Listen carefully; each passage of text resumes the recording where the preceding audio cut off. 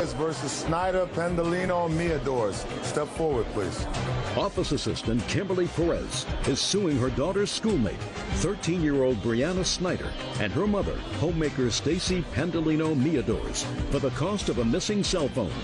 Kimberly says her daughter loaned the phone to Brianna, who in turn loaned it to her friend. Who's Desiree? Right here. Could you step up, please? And you're Brianna? Yes. All right, the two mothers can sit down. I don't need you here for this. Thank you. All right. Desiree, you were in school. Yes, ma'am. You had a cell phone. Yes, ma'am. Tell me what happened. School was over. We were all hanging out outside. She came up to me and asked if her friend could use it, and Yesenia Hernandez. And you said? I said, yeah, and I walked over there with her and gave him the cell phone. Gave who the cell phone? Krista. And? And then she used it, and I was over standing a couple feet away talking to some friends, and then she went up to Brianna, or Krista, and said, Desi said I can use her cell phone, and then she walked away with it. What? I went up to Desiree and asked if I could use her cell phone, and she said I could. Just a second. What you say in your answer is, you went up to Desiree and asked if you could use her cell phone. Yes, Your Honor. Is that what happened? Yes, Your Honor. And she said? Yes. And did you use her cell phone? Yes, Your Honor. Who did you call? I called my grandmother and my mom. Okay. Did she call you from the cell phone? Yes, she did. Good. And then what did you do? And then I remember giving it back to her. That's not what you say in your answer. So get it together. You said in your answer, I used the cell phone, and then my friend asked if they could make a call too. You remember saying that? Yes. Now you remember that? Yes. Better? And you let your friend have the phone. Yes, because she said they could. Just a minute. That's what you said. You said then you gave the phone. You want me to read it to you, what you said? You said, quote, I passed the phone to my friends and left school. That's what you wrote. Is that true? Yes, Your Honor. I know you're 100% sure that it's true. Yes, Your Honor. And you say, I have no idea who had it last after I left school. Yes, Your Honor. Right? So your defense is, it's not my fault. My two other friends had the phone. Let her go find out where the phone is. That's your defense. Wrong! Step up. Do you understand why she's wrong? No, Your Honor. Well, maybe I can help you. Because I gather you don't understand why she's wrong. So maybe I can give you a lesson. Do you want a car? Yes, I do. Do you have a best friend? Yes, I do. What's your best friend's name? You don't have to think so hard. If you have a best friend, your best friend has to have a name, madam. What's your best friend's name? Becky. Becky? Becky comes to you and says, Stacy, I have an emergency. Can I borrow your car for a half hour? Right? Yes. Say, sure. You know, my best friend. Take the car keys and you give her the car. Say, use it. You know, just bring it back. And Becky leaves, takes the car, and when she's out, she finishes her emergency, and she runs into her friend, Charlie. Charlie says, you know what? You got a car. I really need a car. Could I borrow the car to go to OTB? And your best friend, Becky, says, sure. Take the car. And he takes the car, and he wraps it around the tree. You think Becky's responsible for your car? Yes. Of course. Because you loaned the car to Becky. She loaned the phone to your daughter. Your daughter had the responsibility of returning the phone to her. She didn't do it. Now do you understand? Yes, Your Honor. Perfect. How much did you pay for the phone? It was $199.99, Your Honor. Perfect. Judgment for the plaintiff. That's all. Parties are excused. You may step out. Hey. Yeah, that's case number 207 on the calendar in the matter of Grogan versus Patterson. Parties have been sworn in, Judge. You may be seated, sir. Have a seat. Mrs. Grogan, this is your son, and this is his wife. Yes, ma'am. Who is this gentleman? This is my husband. Are you afraid to stand up? No, ma'am. Good. Stand up next to your wife. Are you his father? No, ma'am. Okay, so this is your second stepfather. How long have the two of you been married? 2 years. 2 years? Rough. Yes, ma'am. It's good that you remember. Yes, ma'am. It's usually the other way. Yes. Okay. And there was some sort of a problem that occurred between you and your son, Yes, ma'am. and you evicted them. Yes, ma'am.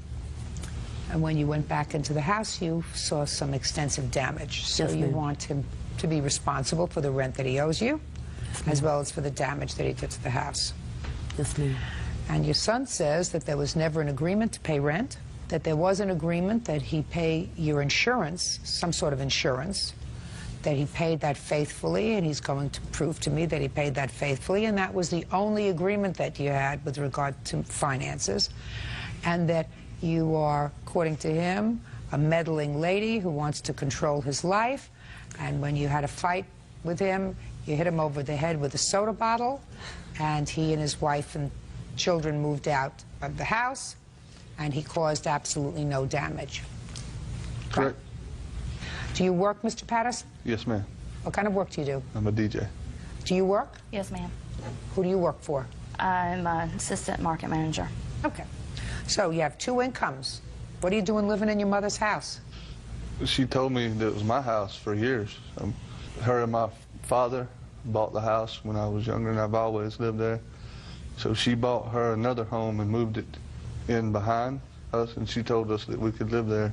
She said, as long as you help me out with my insurance, there's no rent or anything. Okay. Tell me what the insurance was every month. $278. $278. That's what we pay a month. What other expenses did you pay on the house, Mr. Patterson? I replaced some doors. No, expenses, regular expenses. As in... Heating, utilities. Yeah, we we pay paid light the utility phone bill and the phone bill, but they were also in her name. I don't care whose name they were in. You were living there. Yes, ma'am, I paid them. Okay. Until she come down and cut them off in a 100-degree heat with my kids in the house. Okay, well, you had a fight with them. You had a Yes. fight Yes, with your ma'am. mother. Yes, ma'am. When did you have a fight with your mother? I don't recall the exact date. Give me the month. May. May. And how long had you been living in the house up until that point? I've been there 7 years. But she left for a period of 2 years. 2 years and come And I back. come back September 2001. When she was pregnant again. Ah. So you've been living there on and off for the last 5 years. Yes, ma'am. And you're telling me, Miss Grogan, that your son and his wife never paid rent? They paid rent one time. One time? One time. When? I don't even remember it. It was so long ago. It was so long ago, I don't remember. Oh, okay. And you filed eviction proceedings against them after this May argument. Yes, ma'am. So why don't you tell me, Mr. Patterson, about the argument? She asked me for part of the cool ceiling, the trailer. Part of the what? Cool ceiling of the mobile home. I don't understand what that...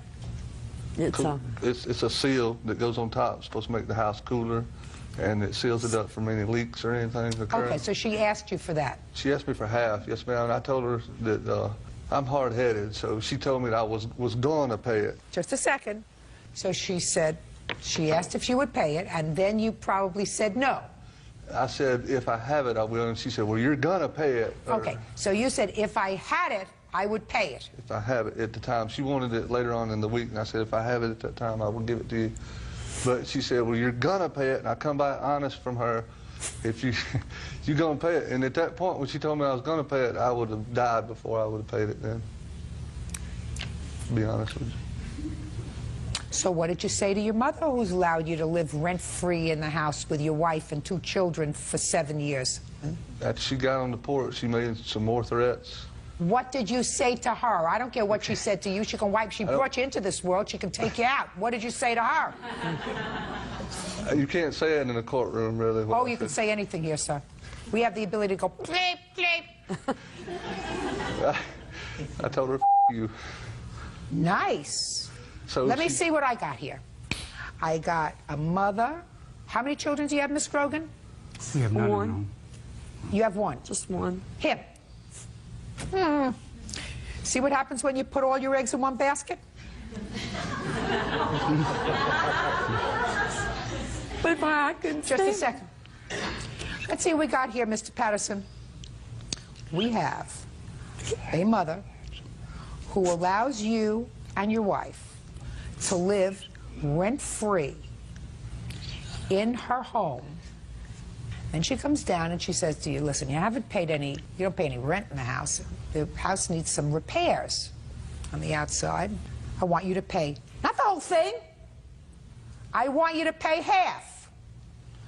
And you say to her, if I had it, and she says to you, oh, you're going to have it. And then you curse at her. That was only after a few more arguments. I mean, we went on arguing. This happened when we got outside. And then she turned and threw a bottle at me and hit me in the head with a bottle. Sure did. And she denies that. My little girl said You it. are lying. You were in the house. No, My it little girl wasn't. asked me Miss every Grogan, day Miss of Grogan. my life why her Grammy hit her daddy in the head, and why every time they go over Because there, he had a big fresh mouth. she has no reason. Listen to me. Because he had a big fresh mouth. Well, and so does she. Beverly Grogan says her son Patrick Patterson and his wife Selena Patterson owe for unpaid rent and for damage to her home. Beverly says Patrick and his wife burned down the bathroom. I want you to face left. I'm sorry. Your other left. Okay. You see this woman? Yes, ma'am. 20 years from now, you won't remember what she looks like. Now I want you to turn around and face right. What do you think? That's your mother. 20 years from now, she's still going to be your mother. Look at me. You know how I know that? Because I'm smart. And because statistically, there is more than a 50% probability in this country that you won't remember what she looks like unless you see her occasionally at your children's weddings. So that this lady is somebody that you don't tell to go bleep yourself. And I don't care what kind of trouble Missy Moo Moo over here tries to make. Your mother helped you for 7 years. Now, I'm going to tell you, sir, that I believe you only about one thing. I believe you that there was never an agreement with your mother to pay rent. See that? I'm a reasonable gal. I know what's right and I know what's true. She's angry and she's hurt because probably at this point she has you. You're her only son. You have 2 children. She hasn't seen her grandchildren. That's a very painful thing for her. So, listen, Missy Moo Moo over here is shaking her head yes. I'm talking to you, not her. The one that you're not going to remember 20 years from now? I don't remember. Do you know what I'm talking about? I'm talking about your mother who's taken care of you, changed your pants, took care of you when you were sick, took care of you when you had a fever, brought you up, fed you, clothed you, educated you, took care of you for a very long time. This isn't somebody you cut off from her grandchildren. Do I make myself clear? Yes, ma'am. Just remember what I said when I told you to look left. Now, did you or your wife cause any damage to this house when you left? One thing. What? I was gone to move a bed, and when I come back, we seen smoke coming out of the bathroom window, so I went down there. Maybe she left a...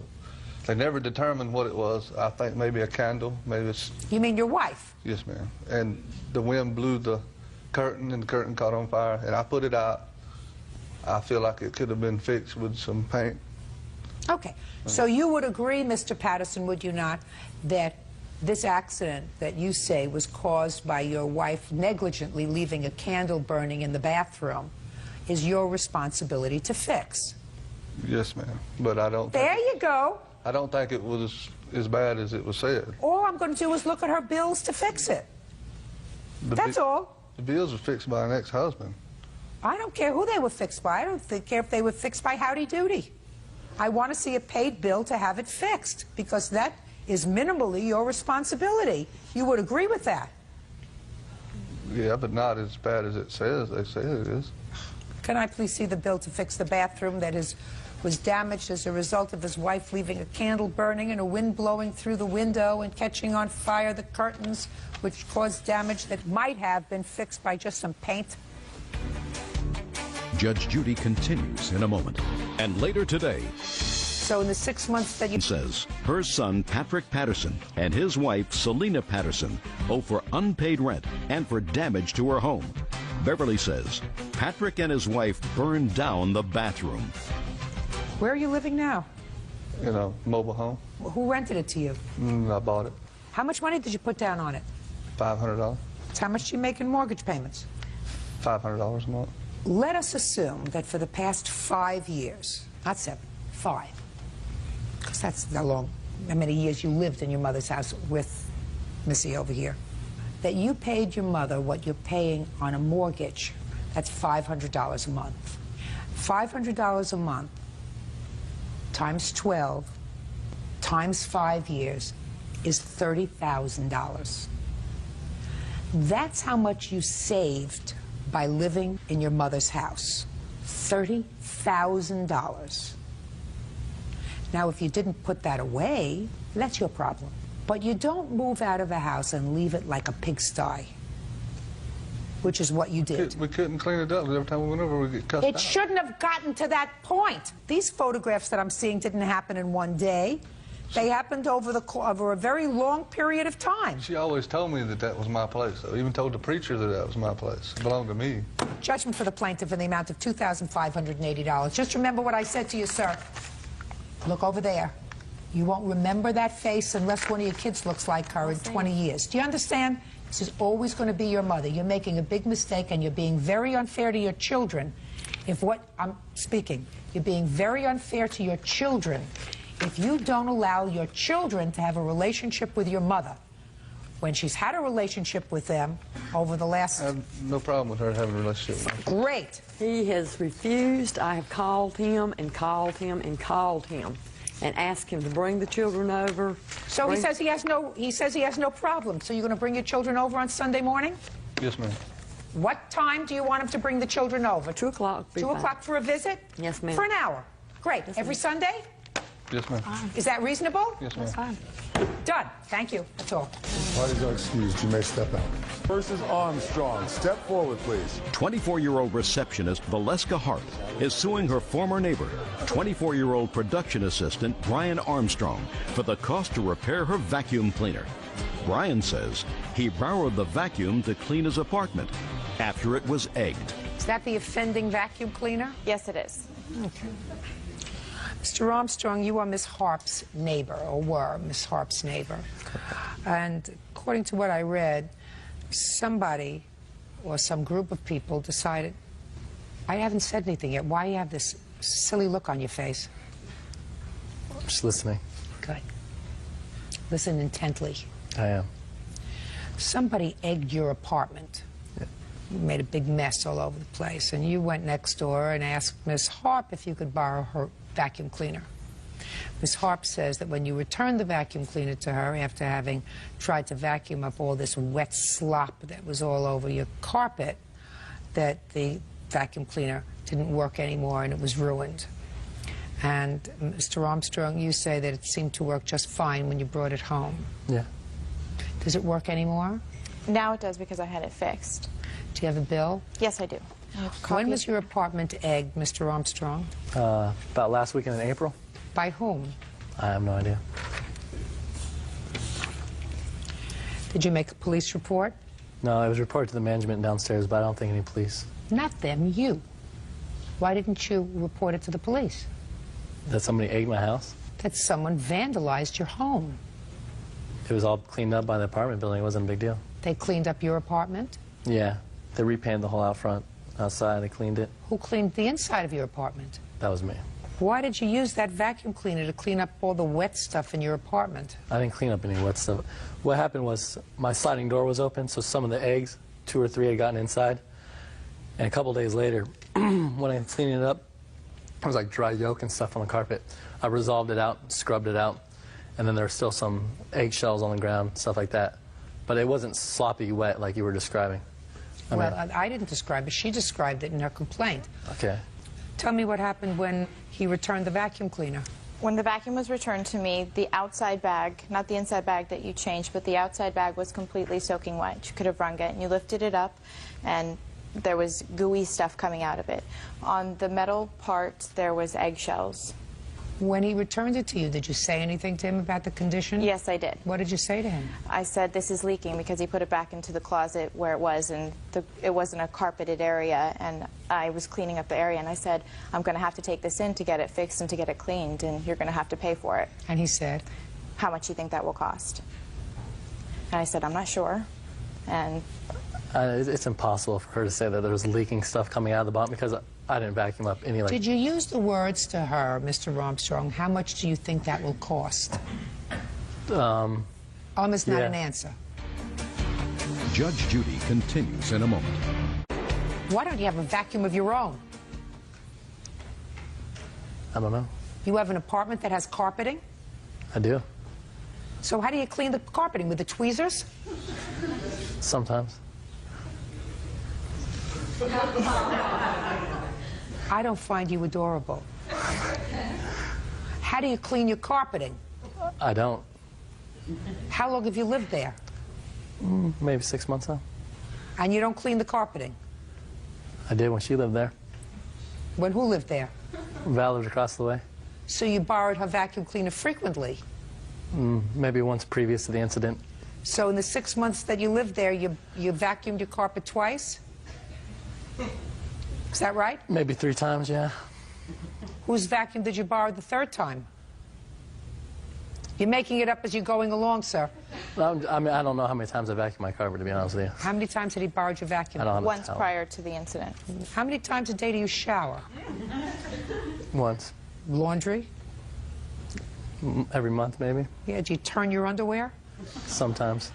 Judgment for the plaintiff in the amount of $200.29. Thank you. Parties are excused. You may step out.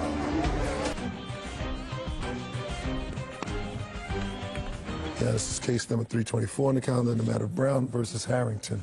Parties have been sworn in. You may be seated. Ma'am, have a seat. Ms. Brown, Mr. Harrington and you had a relationship for quite some time. According to your complaint, you lived together. And while you were living together, you made him a loan in the amount of $6,000.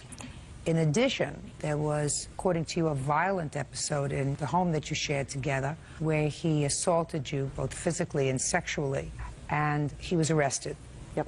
Mr. Harrington said that the $6,000 was not a loan, but that you had lived with him for a period of time, never paid any expenses when you lived there, and this really was repayment for living expenses.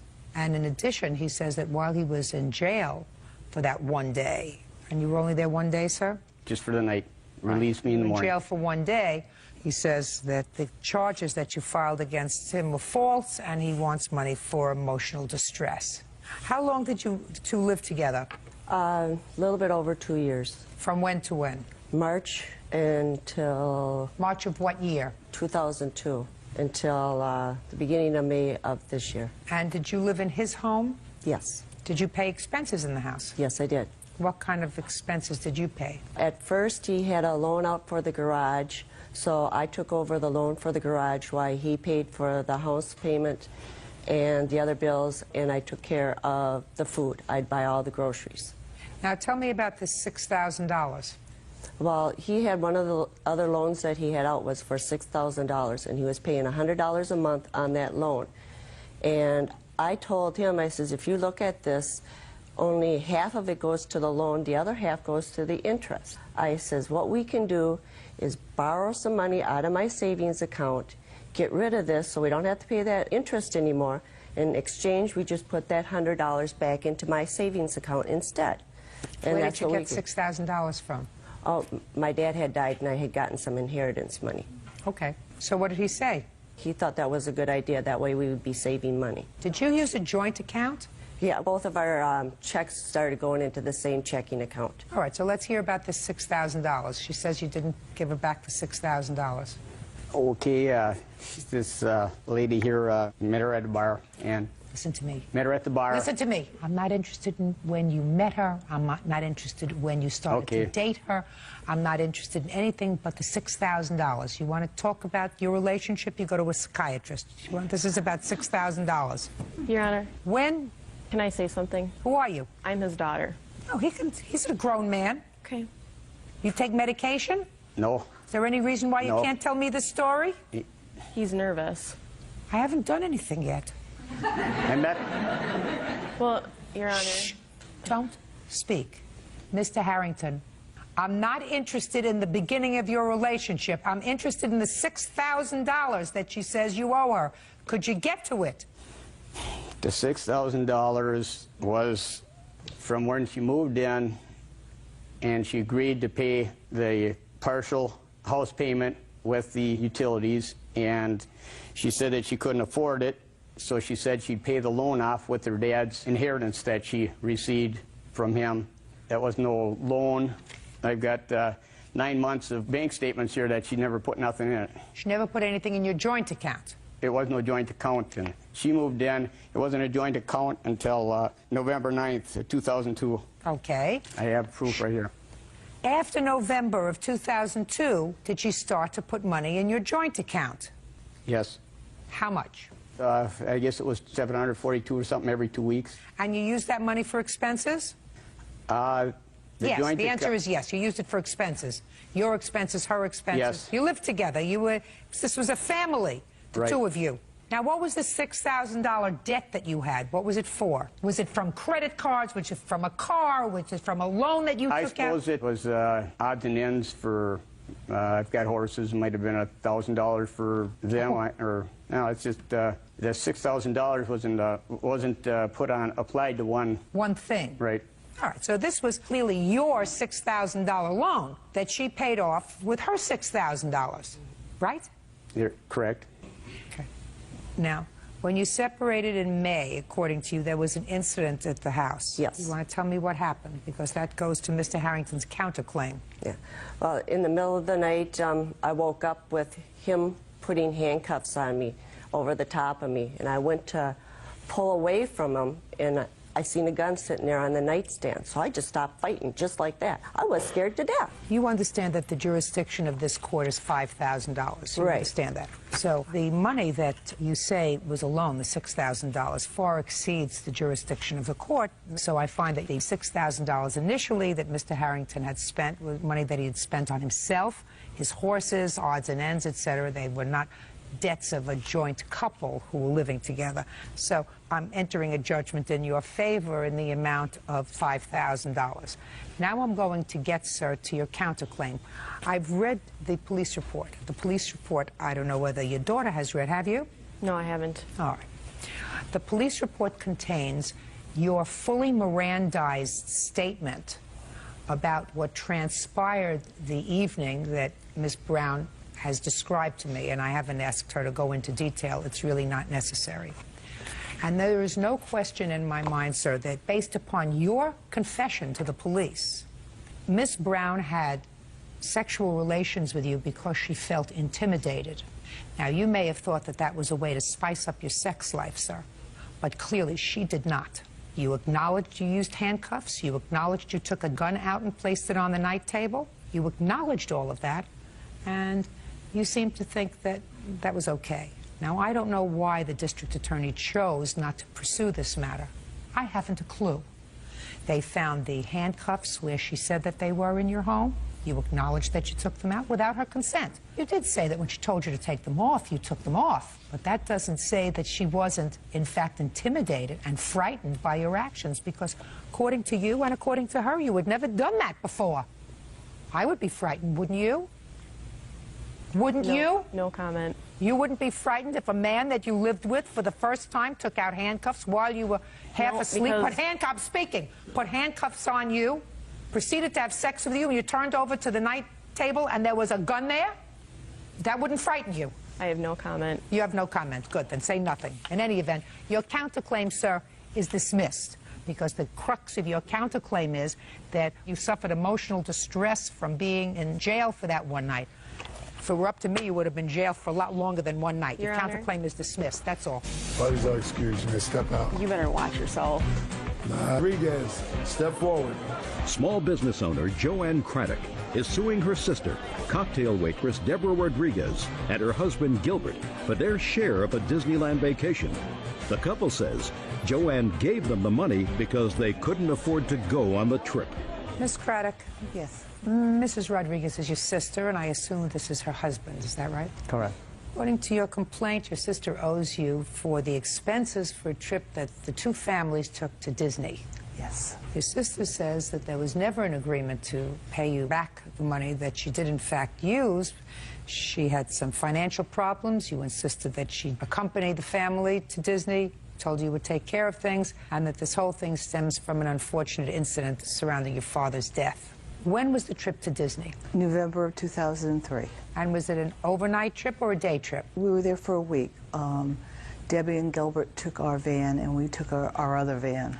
and drove down, and we stayed at a timeshare for a week. So far, is that true, that you took their car? Yes. And the trip had been planned for both families? Yes. So why did it become necessary for you to take money from your sister? On November 9th, I got in a car accident where it was a 3-car accident. One car hit my car right on the driver's side door. Was taken by ambulance to the hospital. Had to be out of work. The car had over $5,000 worth of damage. So I had to call my sister and tell her that I wasn't going to have the money to go. She really wanted us to go on this trip. Is that what, did she call you? At all. Okay. Tell me what she said when she called you and told you she needed your car. We had offered her our van, and they would just put the gas in it, and we would take our other van, and the timeshare was already paid for. We each had our own timeshare. Had you paid for it already? Yes. How much was that? $220, I believe. We paid for that almost a year before we went, so that was all So paid. the room was paid for? Yes. So what was the conversation about money that you had with your sister? They told us that they were low on money, they didn't have any more money, and we said that we would put things on our charge for you, but don't let me have to take you to Judge Judy. Honest to God. And here we are. Judge Judy continues in a moment. Her sister and brother-in-law owe for a trip to Disneyland. Deborah and Gilbert Rodriguez claim the money was a gift until a family argument changed everything. So she started to put monies on the credit card for your family. Mm-hmm. What makes you think that she wasn't expecting to be repaid when you could afford to repay her? I couldn't afford to repay her, and she knew that. I said, what makes you think, considering you are not families who have lots of spare cash, car hit you, I assume that you're suing the driver of that car? Yes. So eventually, are you going to either settle that lawsuit or come into some money? Why would you think that your sister, who doesn't have a lot of money, would not expect to be repaid? Because I called her before we took the trip, after my car accident. I'm a cocktail waitress. I live on my tips. Yes. I knew I would not have enough money to do this trip. And she said to you, what? She said, I want you to go on this trip, and I'll help you out. So my question to you is, I'm going to come back to my question. She helped you out. She gave you a car to go down in. Why would you think that you should not send your sister $50 a month and say, listen, thanks for helping me out, my family, we all had a great time on the trip, and if it wasn't for you, we really couldn't have gone. I'm going to send you $50 a month till it's paid off. It was never alone, and the only time it became an issue, she filed for this suit the day after my father died. And the reason she did that was because she was making everybody very uncomfortable. She hadn't spoken to my father in 15 years. She wouldn't have been at my father's house if it hadn't been for me. I pushed for that because I thought it was only fair that she see her father before he died. And things went very badly. She was behaving badly, and I had to kick her out of the house. My aunts came from Rochester, New York, an 8-hour trip. She wasn't allowing them to spend any time with their brother. The situation became out of hand, and I had to throw her out of the house. That is when she said, you're going to make my life miserable, I'll make your life miserable for the rest of your life. And the next day, my father died on the 11th. On the 12th, she filed this suit. It had never been an issue until that day. Everything she just said was a complete lie. Was there an incident that happened prior to your father's death? My father's wife did not want me around for 15 years. I only live a quarter of a mile from my father. Okay, so it was my father that died also. Except my sister and I are adopted, and we have never gotten along. Okay, we were trying once again to have a family. My sister did work very hard so that I could see my father, and I did spend 36 hours up with him because I had not seen him in 15 years, other than twice in the mall. And it wasn't my doing; it was his wife's doing. You know, she's his wife. Whatever. So, yeah. So everybody was in the kitchen. I was staying with my father, not doing anything, and my sister said, "We need to talk." And I, you know, can we do this later? You know. He's got hours here, and I wanted to be with him as much as I could. And all of a sudden, she's telling me how she's going to call the police, and I never went to my father's wake or his burial because she told me I'm the one that was making everybody uncomfortable. Stayed away. That's unfortunate. But now that my father's dead, he was the pole for us to get together or do anything. And you know, probably after today, I'll never see my sister because we aren't close. Well, that's unfortunate. It is unfortunate. It's very unfortunate. That's unfortunate. But that's not the issue. The issue is there an expectation, an understanding that that money is going to be repaid at a time when you get back to work and your financial situation is improved. I have to determine whether that was your understanding with her. Okay, can I say something, Your Honor? You can say something quickly. There was no understanding on that matter. Would it have been nice to have paid that? Yeah, I think basically, but after this was filed, this frivolous lawsuit, no, I think we don't owe that. We never agreed to that. Well, let me ask you, if it was nice before, if it was nice before... Would have been nice. For you to pay them back, right? Perhaps. Mr. Rodriguez, you know, life is about being a moral person. I agree, Your Honor. You're mouthing the words. You're mouthing the words, but you're not doing what you're supposed to be doing. If you're a moral person, and if you are unemployed, and you have 2 children, are these your 2 children? No, but I would consider my 2 children. He's their stepfather. Do you have children? Yes, I do. I have one Where are child. they? Texas. How old? He's 22. When was the last time you saw him? Almost not an about 2 answer. years. 2 years ago? About 2 years ago. I mean, don't you wake up some mornings and say, oh, I have a child that I haven't seen in 2 years? Yeah, I do. Judge Judy continues in a moment. Mr. Rodriguez, listen to me very carefully, sir. Sometimes you're better off not speaking. Do you understand? True. Especially when it's not your family. I understand, Your Honor. Good. But it just boils my blood that she's going to stand here and just makes silly accusations. Mr. Rodriguez, she's not making any silly accusations. I think she's so. She's saying that her sister and her husband, 2 able-bodied people, had to borrow money from her. To stop taking it, had to borrow money. You use the word borrow. Had to take money from her in order to go on a vacation that had been planned for a year because you, sir, didn't have a job. Right. And as far as I'm concerned, you can always get a job. It's not necessarily the job that you like. When I used to sit in the family court, you know what I would do? On my way into work, I would pass all the places where there were signs that said help wanted. Car washes, grocery stores, fast food restaurants, and I would have a list of those places and their addresses. And whenever a father came to court and said, I don't have a job, I can't pay child support, I would say, I have a list here for you. Because when you make a family, you have to work. You don't rely on somebody else to take care of your business. That's why you're supposed to sometimes, Mr. Rodriguez, keep your mouth shut. Got it? Good. Judgment for the plaintiff in the amount of $380, that's all. Parties are excused. You may step out.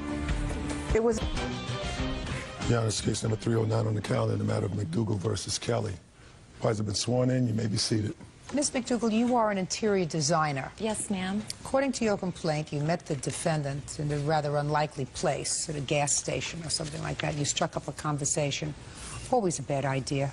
And according to what I read, he took you for well over $10,000. He engaged you to decorate a house for him. You did. You furnished the house for him. He never paid you and took off. In addition to that, he stole some gift certificates that you had. That case is not really before me because according to what I read, Mr. Kelly, did you plead guilty to that theft? I did, Your Honor. You did. Mr. Kelly says that you actually owe him money because he paid you for the furniture and he never got it and just decided to chalk it up to a bad experience and moved on. Is that right, sir? Pretty close. But he is counterclaiming. Pretty close. Mr. Kelly, you met Miss McDougal when, sir? August 15, 2002, at a gas station at about 3 in the morning. Now, when did you engage her services to decorate your home? Shortly after that, we started a personal relationship. I learned she was an interior designer. So I decided to hire her because I had a beachfront condo that needed furnished that was going to be sold. Okay. What kind of work were you doing in August of 2002, Mr. Kelly? I was a financial consultant, Your Honor. For whom? Kelly Consulting, 6 years. For yourself? My dad opened the company. Now, you needed furniture. Did you go with Miss McDougal to pick out the furniture? No, Your Honor. She picked it out herself? Yes, Your Honor. And she showed you photographs? Yes, you she did. gave her carte blanche? Pretty much, Your Honor. Pretty much what? I gave you 2 questions. You can't have the yes, pretty much. I gave her both. carte blanche. She showed me photos of the items that she was going to custom order for my beachfront home. She came over and did a consulting of the beachfront property on September 6th. She looked over the home, charged me roughly $6,000 and change. I paid her in full. Okay, so she charges $6,000. $6,800. I have the exact amount. And what was the name of her decorating firm? Well, Your Honor, she called it. I don't care what you call it. What did she tell you? Because she made out your check. Margaret McDougall Interior Design. Fine. I personally paid her, not to her company, because she was unemployed. Just a second. So when you say you personally paid her, what does that mean? Western Union or money. Show me. Sure.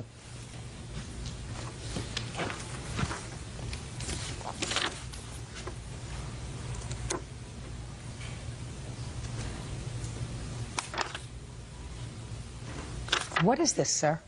That's a copy of the Western Union payments to Miss McDougall. Show me your receipts from Western Union. Your Honor, here's also my copy of Western Union.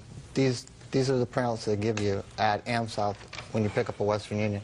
I sent her the money, she picked it up. There's a copy of her transactions, there's a copy of my transactions over the course of time. I don't buy it. You want to know why, sir? Why, Your Honor?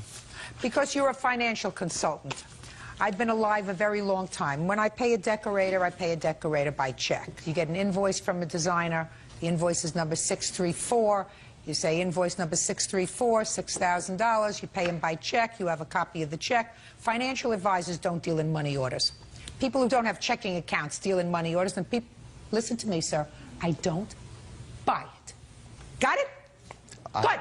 So, do you have a canceled check that you gave to Miss McDougall for any of this furniture? I have something better than that, Your Honor. Yes. I have the results of a polygraph test. I'm not interested in your polygraph test, or take it and throw it in the garbage. Polygraph tests are inadmissible in courts. Now, you claim that you purchased this furniture for him. You laid out the money. Yeah. You had the furniture delivered to him. No, actually, he picked it up. Where did he pick it up? At my place of business. Show me proof that you ordered furniture for him, and show me proof by way of a receipt signed by him that he picked it up. Yes, ma'am. Good. That's all I want to see. No problem. Good. And while we're at it, Mr. Kelly, while she's looking for those things, I want you to tell me about stealing over $5,000 worth of gift certificates. Gift certificates that belonged to Miss McDougall. So I'm asking you where you stole them from. My contention was I didn't steal them, Your Honor. Did you tell the judge you stole them? No, Your Honor, I pled out in the interest. Pled out, sir, means you pled guilty. Right. You weren't lying to the judge when you pled guilty, were you? It was in my best interest. That doesn't answer my question, Slick. Well, Your Honor, there's such a thing called a no contest plea. So in best interest, I pled no contest. If I took it to jury trial, I very easily could have got a lot of time. I took a polygraph, but nobody wanted to see the polygraph. You're absolutely, nobody wants to see your polygraph. Administered by a doctor, court recognized. Doesn't matter. Court doesn't recognize polygraph experts, sir.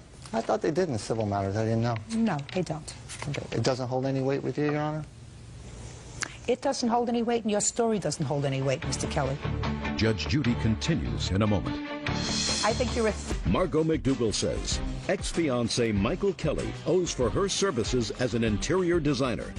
Margot also says Michael stole over $5,000 in gift certificates from her purse. When was the last time you were incarcerated? 1998. For the record, you want to tell me for what? Violation of probation. What was your original crime? Grand theft. Grand theft. Grand theft of what, sir? Value over... is not an answer. What did you steal? I'm not sure, Your Honor. It was so long ago, 7 years ago, 8 years ago. It was monetary, though, money. What kind of sentence did you receive when you pled guilty to stealing her gift certificates, sir, out of her pocketbook? Your Honor, I received a 18 months probation, early termination upon a determined amount of restitution. And how much restitution did you make, Mr. Kelly? I agreed to $7,200 and change. Did you make that restitution? I have a period of time to do it, Your Honor.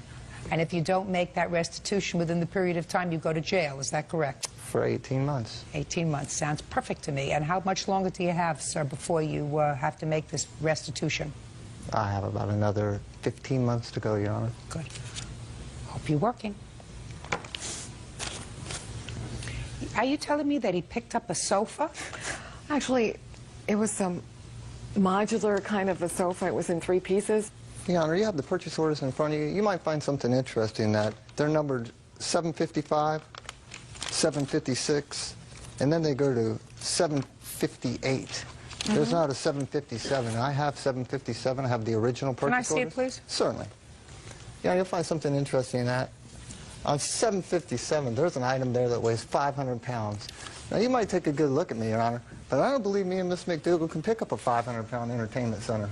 I didn't claim that you got it either. I signed it, Your Honor, the same day as the other purchase orders. You'll see where she thinks that recognizes me picking up the items. What I want to see from you are the days that he picked up the merchandise, where he signed for the merchandise. When you pick up merchandise, somebody signs for it. The bottom of those, they're actually on the yellow copies. That's all that I had him sign for. And just a second. Would you ask her to show me what she's talking about? He's got these signs, and some of them are signed 2009-17, 2002. They're all signed same date. Right. And that's not what I'm looking for. I'm looking for the date he picked them up. I'm sorry, Your Honor, that's the only time that I had him sign for him because... Listen, you made a mistake. He represented himself as an attorney, Your Honor. He represented that he was all Are you a business person? Well, I was going to school and I was opening a business with a partner all at the same time. And I was really busy. You got conned. I know that. You got conned. Hopefully you can get your $7,000 back. Because I don't think Mr. Kelly wants to go back to jail, do you? No, Your Honor, but I'd like my consulting fees back from her. I don't believe that you paid it, sir. I think you're a con artist. I think you're a thief and a con artist. I don't know what her story is, maybe just stupidity. But I don't believe a word that comes out of your mouth. Neither does Officer Byrd. Anyway, your counterclaim is dismissed. Mr. McDougal, unless you have a receipt that he signed when he picked up this stuff at the warehouse, you have no claim against him. He picked it up and received it on the 17th. Shh. Your Honor, if you believe that... Just a second. He picked it up right here. If you believe that, Your Honor, on the 24th, we went and got a marriage license. Oh, he picked it up right here. Do me a favor. Show me picked the door. up M. Kelly, and he signed it. Bye. Step forward, please.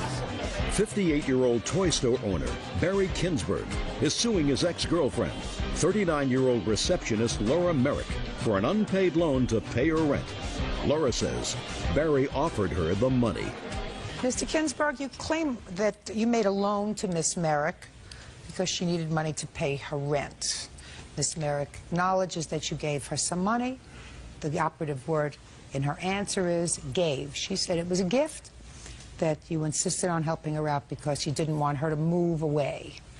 Is that right? Yes, that is correct. How do you know her, sir? My condo needed repairs, and Laura was the receptionist, and one of my utilities kept breaking down. So we got into this more or less, we had a dialogue around... When did you meet her, Mr. Kinsberg? May. And did you begin a social relationship? We had a talking relationship, and then after that we arranged to have a first meeting. And where did you go on the first meeting? Actually, we went to a diner, Your Honor. When did you have your first social encounter at the diner? I think it was June. Beginning, middle, or end? The beginning. And when did she ask you for money? The next date, she was intimating that she had financial problems, Your Honor. Was that also in June? Yes, Your Honor. What kind of financial problems were you having? I was not having any financial problems. I was thinking about possibly moving back to my home state of Colorado. I did not want to start a massage therapy practice in New Jersey, which is where I'm living now, and I did not ask him for help with rent. That's not true. Well, what did you take the money for, Miss Merrick? We were dating. We were dating for about a month and a half, and we have a lot in common. I didn't ask you whether you had a lot in common. I don't give a rat's behind what you had in common. I want to know what you took money from him for. Well, we were dating. We had a good relationship going. Did he give you this money all at one time? Yes, he did. Okay. He offered it. He offered it to me. Barry Kinsberg says ex-girlfriend Laura Merrick owes for a loan to pay her rent. Laura claims Barry gave her the money to keep her from moving out of state. He took out his wallet and said, here, I want you to have this. Is that how it came He about? kept asking me about what I was going to do. I told him I hadn't decided it. I wasn't sure. You mean about moving back to Colorado? Yes. And then he basically said, let me. I think he was trying to persuade me to stay, and he offered. He's like, let me pay your rent for you. Let me, and he even offered. Oh, just a minute. So he said to you, let me pay your rent for you, and you said. I said. I said, no, I don't want you to do that, because I don't take money from men. I assume in this relationship you were just having dinner together, or was it a more intimate relationship? It was a more intimate relationship. So I assume that if it was a more intimate relationship, Miss Merrick, you weren't being paid for your intimacy, so I assume that that's true. That's true. So that you were taking the money for something. And what I'm asking you is, what were you taking the money for? He brought up the idea to me of me possibly moving in with him, and I was possibly thinking about considering that. I wasn't totally decided if I was going to go back to my home state for sure yet. But he brought that up, and it was something I was considering. You mean moving in with him? Exactly, yes. What does that have to do with money? Well, I'm just trying to make the point that it wasn't like I just took it from him and then, it was like I was hoping that something more was going to come about with us. I mean, he was talking about me moving in. I'm like, okay, maybe this could be something more permanent. How much did you give her? $715, Your Honor. How old are you, Mr. Kingsburg? 56 years. You have to think about that. Yeah. How old are you, Mr. Kingsburg? I just had a birthday, Your Honor. Just turned 58. And how old is Miss Merrick? She's 39. Have you ever been married, Mr. Kingsburg? Yes, Your Honor. For how long? 25 years. Divorced, widowed? Divorced. When were you divorced, sir? Last October, Your Honor. Mr. Kingsburg, what I want you to do is look at me. I want you to look up and I want you to say, thank you, Lord, that this dame only cost me $750. Do you understand? $715. You got a bargain. Trouble with a capital T is this lady. Tell me, Mr. Kingsburg, how it came about that you gave her $715? She required this money. Well, tell me what she said to you and what you said to her. She called me and says to me, during the course of dating, the couple of dates we went out on, she needed to borrow money. Where did you expect her to get this money from, Mr. Kingsburg? She told me that she was getting a rebate from Colorado on a vehicle. She was getting money back for her insurance. In fact, I asked her, how are you going to repay this? And she said to me, I can repay this because I'm getting a rebate on auto insurance from Colorado. How much after you received the $715 from Mr. Kingsburg, Miss Merrick, did you decide that he was annoying? About within a week and a half, phone calls every day. Then he started coming around my apartment building, and I was home one day and I observed him. He drove up, he was like looking around at my car and then drove off, and that's when I really started to get concerned because I was like, oh, this is getting really strange now. And then one of my neighbors told me one day... Don't tell me what your neighbors told you. Mr. Kingsburg, you're a lucky man. But, age appropriate isn't terrible, Mr. Kingsburg. How old was your wife? She's 50, well, she's about 50. That's nice. Right. That's nice, Mr. Kingsburg. Find somebody more age appropriate and who has a little more character. In any event, I believe you when you say that she asked if she could borrow some money, and I believe that she told you that she was expecting a rebate check, because I don't think that you would make that up. And since I don't believe a word that comes out of her mouth, I'm going to issue a judgment in the amount of $715. Thank you. That's it. Thank you, Your Honor. Parties are excused. Your Honor, this is case number 302 on the calendar, the matter of Stewart versus McLevish Scott. Parties have been sworn in. You may be seated. Sir, have a seat. Mr. Stewart, Miss McLevish was a friend of yours. Yes, ma'am. And with regard to your lawsuit against her, you claim a loan. Yes, ma'am. With regard to Mr. Scott, who was her boyfriend, you claim that when you went to collect that loan, he assaulted you. Yes, ma'am. Causing you to have injuries which required medical treatment, and you want a substantial amount of money for your pain and suffering as well as your medical bills paid. Yes, ma'am. And you want Ms. McLevish to return the money that she borrowed from you. Ms. McLevish acknowledges that you gave her money, although not as much as you say you did, but she said it was a gift. And Mr. Scott says that he did in fact hit you, but it was in self-defense when you came to their home drunk. That's your defense, is that Yes, ma'am. correct, sir? Who is this gentleman? This is Detective Kenner. Okay, Mr. Stewart, how did you know Miss McLevish? She actually worked for my brother. Did you also work for your brother? Yes, ma'am. What kind of work does your brother do? Collection agency. And how long had you known her before you made her this loan? I believe like a year and a half. Did you just have a friendly relationship, or was it a social relationship? We had a friendly relationship. I mean, my kid would babysit her kids. I mean, we'd have barbecues together. Me and Carrie Sean would work out together. I mean, basketball. Carrie Sean is Mr. Scott. Yes. Tell me about this loan. When did you make it, and what was it for?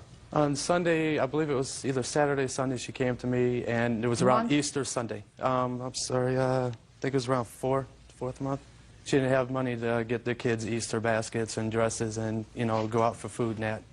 Which she came to my house, it was just her. And then I wrote out a check. You know, I had no problem with doing it because we always lent each other money. How much did you? $350 at the first time. $350, and you have the canceled check? Yes, ma'am, I do. Okay, can I see it, please? Yes, ma'am.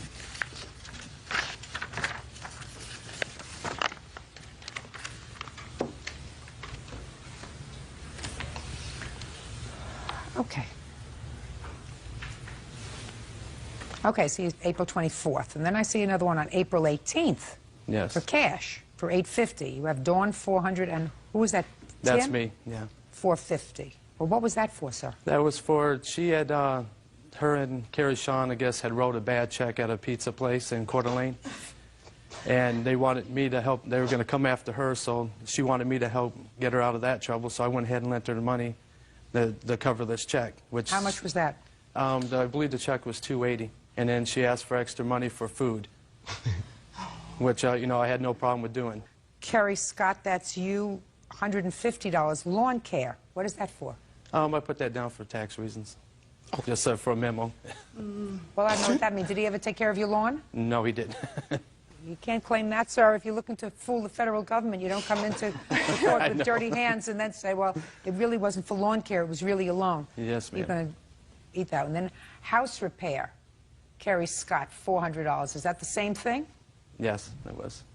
Tell me something about these checks, Miss McLevish. Okay, the $350 check that he did write to me was for bills that I have a credit card. I don't have a checking account. It's a checking account with a credit, you know, debit card. And so I use that. I don't write checks. I don't care whether you write checks or not. Did you borrow money from him? He gave me the $350 to pay me back for using my credit card to pay his electric bill and his cell bill because Show me. I don't have those papers because I didn't know court was going to be this soon. The $250, he loaned me $210. The $40 was to Carrie Sean. The $210, I was supposed to pay him back whenever. We borrowed money back and forth, like he said. It was good faith. Then he got in trouble with his brother, with borrowing money from his brother. And then on the week before the July 16th, like the 7th, whatever that Friday is, he called my house from midnight till 3:30, telling me that I owe him money. I need to pay this money back. Stop. Mr. Scott, what about these little checks to you? $30, $100. What's all this for? Tim wrote those checks for me because he wanted me to do him a favor. That's why he put them bogus, that's why he put the bogus, Just a second. He gave you these checks. The checks were paid. What were they for, sir? The truth? No, I'm here asking you to lie. The truth. The truth, Tim asked me to call the man to get him some drugs. And that's why he put the falsified, did yard care, and the house repairs. Just a minute. So that's what that was for. So he gave you this money. Yes. Because you had a drug connection. Yes. And so you took this money and purchased drugs. And gave them to Tim. Purchased drugs and gave them to him. And gave them to Tim. And that's why you put the fake. Yeah. Do you love it? Never ceases to amaze me. Me too. In what county, Mr. Scott, were you making these drug purchases? Kootenai County, Idaho. And from where were you making these drug purchases? No, don't look at me. I knew a guy. I called him and... You knew a guy? Yeah. What's his first name? His dude named George. And you said you called him. Mm-hmm. What's his phone number? Oh, I can't remember the number. Where did you meet George to get the drugs? Oh, I met George right by Tim's house. Tim knows the same dude. Are you from the same county? Yes, ma'am. Oh, good. You taking this all down? Yes, ma'am. You love it, right? Oh, yes. Like shooting fish in a barrel. There'll be a phone call made tomorrow morning. You love it. Yes, ma'am. Me too. Now, what kind of drugs did you purchase, sir? That was marijuana. Have you ever been incarcerated, Mr. Scott? Yes. For what? Robbery. Anything else? Yep. DWI. Anything else? Assault. Anything else? Never drugs? No. So this was a new venture for you? I just want to know, this was a new venture? Yep, I guess so. Okay. And when he gave you this money and you purchased the drugs, how much of a commission did you keep for I yourself? didn't get any commission. So you were just being a good friend? Hey, I hooked Tim up. Tim probably give me a piece. Tim would give me a piece every now and again, you know. Well, just a minute. So that... I you would smoke buy- marijuana. Shh, just a minute. So you bought the marijuana. Yeah. You didn't take a commission. No, I didn't take anything. But you took it in kind. You took some marijuana. You said, I'll get it for you. You give me the money and give me some of the marijuana. That's what he did. And that's what he did. Well, that's your commission. And you didn't resell it. You used it yourself. Yeah. Don't you wish it was all this easy, Detective? Oh, yes, ma'am. Judge Judy continues, and Dawn McClevish and her boyfriend, Carrie Sean Scott, owe for unpaid loans and an assault. Carrie Sean says Tim entered their home uninvited, so he punched him. You decided to go get your money back. Yes, ma'am. Tell me what happened. Well, I went... When did you decide to get your money back? After, I think it's been like 6 months went by. After and I then lost my job over it. She was supposed to repay me out of her check, you know, and next thing I know, I hear that I have to wait till she gets a settlement because she was in an auto accident, which that's not the agreement that we had. What was the agreement when you gave That she her would this pay money? me in full out of her check. Well, what happened when you went over there, sir? You went over. Well, when I got there, we had some words, and then like we usually do. Then everything settled down, and then those two went in the house, and next thing I know, I turn around, and I'm sitting there getting hit, and I'm picking myself off the ground. I mean, I didn't expect that from him at all. What day was this, sir, when you went over there to get your money? July 16th. 7/16. Now I'll hear you. On the money, when I offered to pay it, he called me on Friday and said he wanted the money, the Friday before. I said, when I get paid, I'll give you something, or if my settlement comes in, I'll give you something by then. He said, my job's in jeopardy. Now I don't owe him the money. I owe him his brother the money because he loaned money from his brother. So on Monday I went to work. I said, Jeff was my boss, his brother. What's going on? Is my job in jeopardy? He said, no, you owe me the money. How much do you owe him? I told him it's none of his business how much I owe him. He said, Tim owes me $1,100. I said, it's not that much. He said, well, Tim owes me, I want you to pay me. So when I got paid, my settlement didn't come. So when I got paid on Friday, I went at lunch, got $100 out of my check. I went to office to give it to Jeff. Jeff said, that's not how much. That's not the deal. He doesn't want any of the money. Save it, keep it. And I was fired. Okay. And so then I left on my bicycle. And then that's when I wasn't even home when these two had an incident. I was on my bike on my way home. Then I'm going to Mr. Scott. And Right. Mr. Scott's going to tell me what happened when he got there. Tim called me. Well, Jeff called me first. That's Tim's brother. And he told me, he had threatened me on the phone. He said I wasn't safe.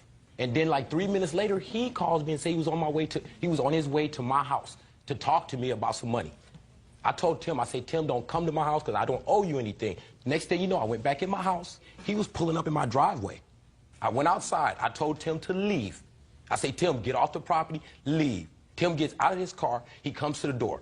I go back in again. Then he hits the door, and then he turns the knob. And that's when he got punched. As he walked in the door, did you say anything to him? Did I say anything when he came in? No. Yes. No, right you then just I hit him. You just hit him. Yes. Now, Detective, do you know anything about this case? Yes, ma'am. I'd like to hear you, sir. Your last name? Kenner? Kenner.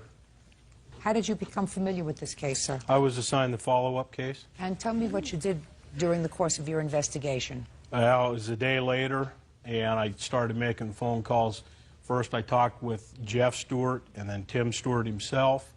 And I tried to contact Mr. Scott himself, but I couldn't get through on the phone.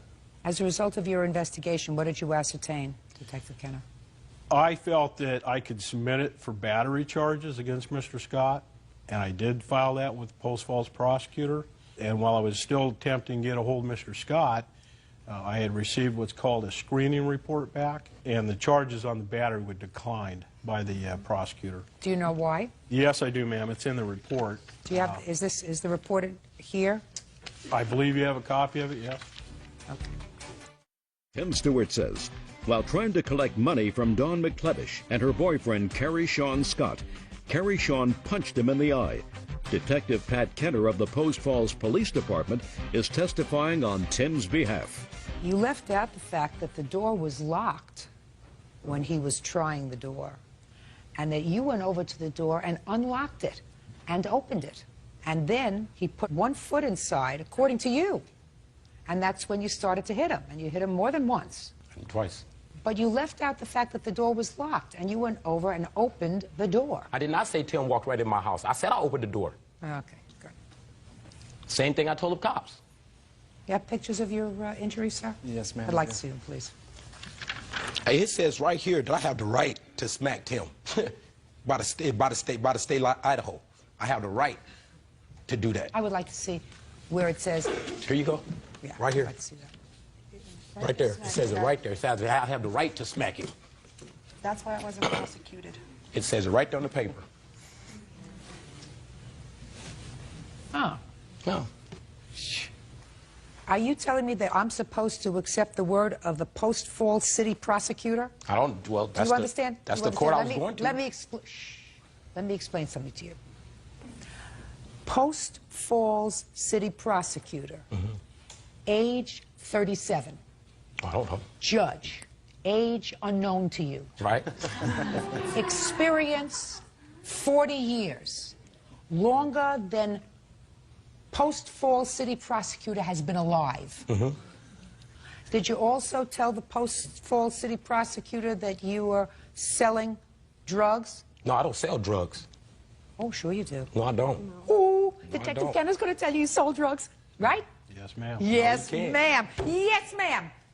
Sold drugs. You know what you sold drugs for, according to your own testimony, What was sir, that? today? What was that? For drugs.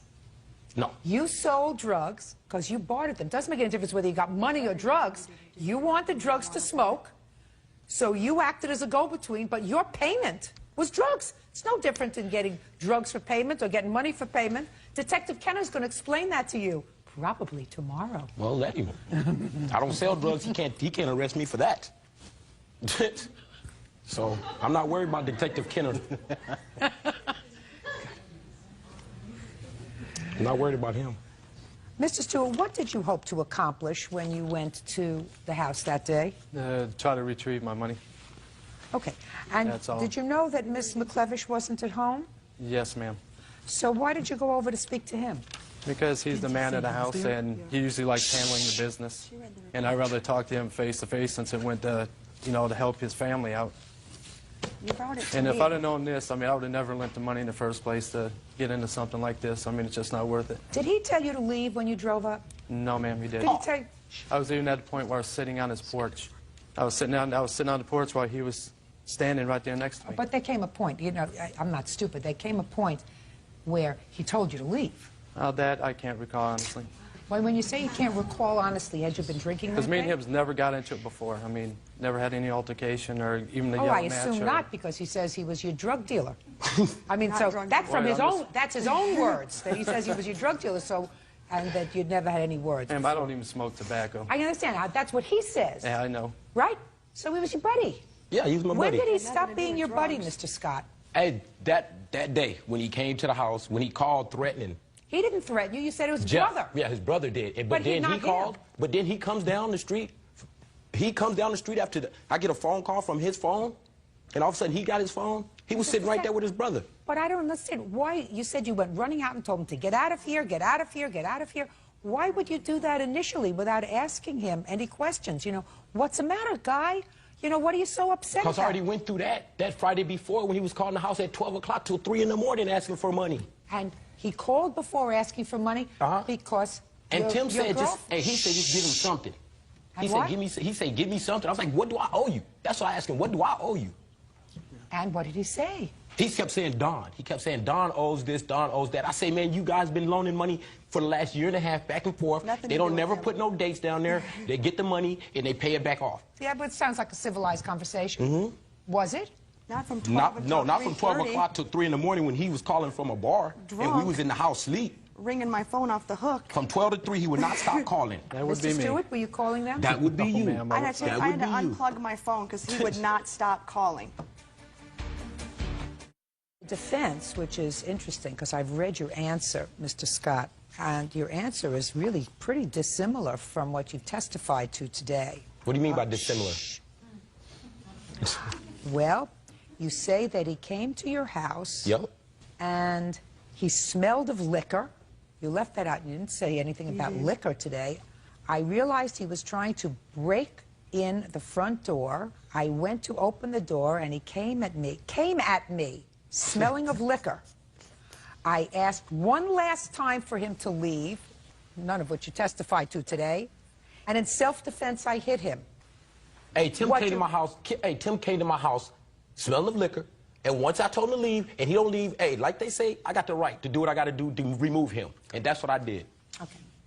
I find after this hearing that the defendant, McLevish, owes the plaintiff, Mr. Stewart, $750, and that despite the fact that despite the fact that the post-Falls City prosecutor elected not to prosecute this case for assault, that Mr. Scott had no right to hit the plaintiff, that the plaintiff had not previously threatened him, that they had an ongoing relationship, that Mr. Scott did in fact open the door and without telling him to leave, which he testified to a moment ago, that he did not tell him to leave the house when he came in, despite the fact that his answer says he did, despite the fact that in his answer he says he smelled of alcohol. There was nothing in his testimonies to suggest that Mr. Stewart smelled of alcohol.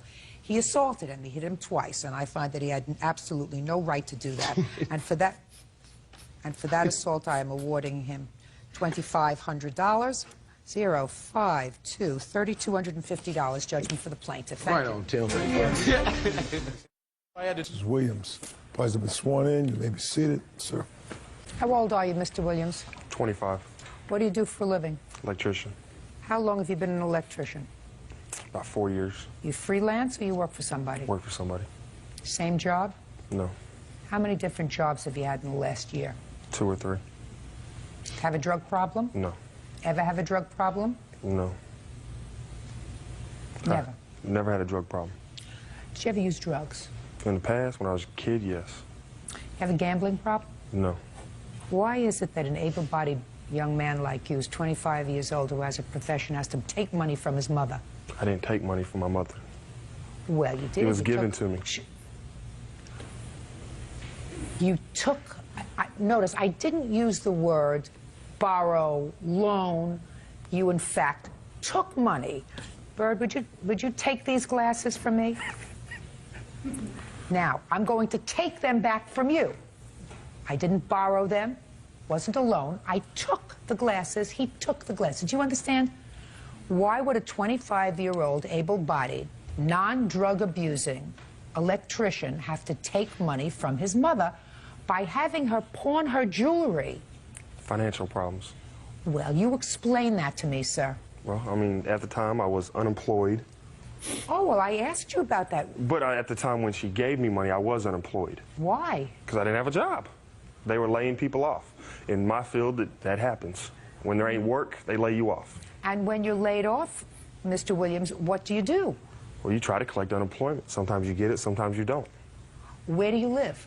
In Dallas. Now, in Dallas, Texas, do they have car washes? Yes. They have people in the car washes that dry the cars when they're all finished? Yes. They're always looking for car dryers. Who were you living with at the time you lost your job? Myself. So you needed rent money? Yes. You have a car? Yes. Well, So you needed money for gas? yes. And they repossessed your car? Yes. I'll get to you in a minute. And so your mother took her jewelry and you went and you pawned her jewelry, right? Yes. And you got your car out of hock. Yes. And then you owed somebody either some money or a television set. Yes. Tell me about that. Brought it over to my house. He needed a place to stay, or I needed to put the TV somewhere because he was moving out of his apartment. And Don't look at the floor, look at me. I can tell everything, Mr. Williams. Bills were tight on my end, so I pawned it. And So somebody left you their television to hold on for them. Yes. And keep it in your house. Yes. And you agreed to do that. Yes.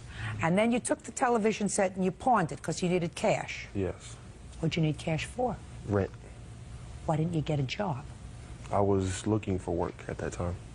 In Dallas, Texas? Oh, I can guarantee you that there were restaurants always looking for help, car washes always looking for help. Electrical companies weren't. If you got to eat, you got to work. Can't steal somebody else's property. That's what you did. You took somebody's television set and you pawned it. That's stealing their property. So this person was very angry at you. Yes. So you went to your mother and you told her that this person was very angry and was going to hurt you unless you got him back his television. He went to her. Oh, he went to her and said, I'm going to hurt him unless I get my TV back. How many children do you have? 5. Youngest or oldest? Middle. I have given him money in the past for, like, he's got a daughter. He was trying to get custody. I gave him that money. I gave it to him. That TV, I thought, I didn't even know he had a big screen. He sold 8 rings of mine. He made a profit on them. I'm not finished yet. Okay. I didn't make a profit. Everything went towards paying bills. When you went to get the television set out of the pawn shop for your friend, how much money did you pay for it? And give me the name of the pawn shop. Cash America Pawn Shop, I don't know, it was about 500 and some change. Not exact. I don't know And exact. how much did you get for your mother's rings? The exact amount that needed to be paid for. Or did you get a couple of $100 more? Huh? Huh? Or did you get a couple of $100 more? No, I don't think I got a couple $100 more. Well, let's see. Do you have the Yes, pawn- I do. Let me see. Here's for the TV there. There's where you got the 450 and all my rings for that day, the pawn.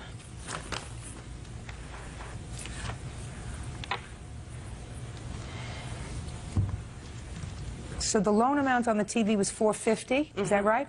And he got $519.75? That's what it cost to get it out. And how much did he get for To the get rings? it, he got $845.75. What'd you do That with was the rest of the money? $326 profit. Bills. Did you ask your mother if you could use the rest for bills? No. So then you stole from this man and you also stole from your mother. No. Yeah, you did. No. You say you can say no all you like. I guarantee you I'm going to have the last word, sir. Guaranteed. If your mother pays off a debt for you because she's afraid for your health and your welfare, and she says, here, take these rings and go and just get it done. My health was never in danger. I wasn't afraid of my life, neither. Far from that. I don't care what anybody threats. They just buried one of his friends 2 weeks ago because of his friends, okay? Those things, listen. Yeah. It happens. Yeah. Right? Yep. It happens. He's not afraid. He's not afraid. You'd never know it that day, okay? Yeah. Well, tell me what happened on that day. Ms. When he Collins. found out what was going to happen, he started, Mama, please, just give me the money. Just give me the money. I'll pay you back. I'll pay you back. I didn't say that. Yes, you did. Where you come up with that? Mr. Williams, I don't want to But hear she's you. lying. No, Just a I'm second. not. Listen to me. Listen to me. Have a talk with him. Sure. Thank you. He was... In here. Let her do his thing. So that we, But I'm not going to let her lie to me, no, though. you're not listening to me. I want you to listen. Just finish the case. Speak when you're spoken to. It's a good idea. Yeah. Okay? Sure. You understand me? Yeah. Okay. Mr. Williams, you're going to have an opportunity to speak again. Okay. When your mother is speaking, don't interrupt her. Judge Judy continues in a moment. Ellen says her son, Andrew Williams, pawned her jewelry so he could pay off his debts. Linda claims Andrew's life was in danger. When did he tell you that he would return the money that you gave him for the car? For the car, he told me that he would get the rings out, and they all went in on separate, tickets so he could get it back. And he made a couple payments of $80. That don't cover interest, though. Here's the tickets for that, and they don't cover interest. So he made a couple of payments? No, he gave me two $80 payments and a $50 payment. That's interest, and I told him that. I said, Andy, this isn't getting the rings. This is interest. Okay, so, but he did give you some money? Yeah. There you go. Andy, how come you gave your mother some money? Goodwill gift. Here's a letter from the dealership. I don't need it. I don't need it. He's just a smart aleck. You know what? Yes, he is. Next time somebody threatens to break his kneecaps, let him. Mm-hmm. Let him. I'm his mother. He could do this to me. Yeah, let him. Okay, so that's the car. He made some payments on the things that he pawned. When you started to tell me, when this man came to you and told you that he had pawned this TV, did you call your son? Or did Yes. Your son, and what happened when you called your son? He said he's got to get the TV out. The guy was going to file theft and threaten damage to Andrew, everything. And I thought, I can't bury my son. You know, I can't do that. I'm a mother. That would be a blessing. Okay, so, I mean, I did what any mother, I loaned him the money. He told me he would get my jewelry back, not a problem. And he's an electrician. I don't even make $10 an hour. He's an electrician. He was an unemployed electrician, so it doesn't make any difference how much... I can't help he can't keep jobs, and he goes right back to work. He can't keep a job because if he's not using drugs, he has an attitude problem. There you go. Bingo. Unfortunately, you can't take a pill for that. I know. How much is it going to cost to get all your rings out of pocket? A lot of my rings have been sold. Well, how much is it going to cost to get what's left? It's going to run right around $5,000, but the value was $13,000. But he didn't care. Can I see photographs, please? And here's one of the rings that's sold now. That's the. It was certified. It was that's what that is. Judge Judy? Yes. This is what he has now that's more important. Listen to me. He won't have it for long. I know that. You're right. So don't, you know. It's paid every month. I ain't worried about that. He won't have it for long. I know that. So, got it? Yeah. Mr. Williams, the truck that you now own, did you buy new or used? Brand new. And how much money did you put down on it? $1,000.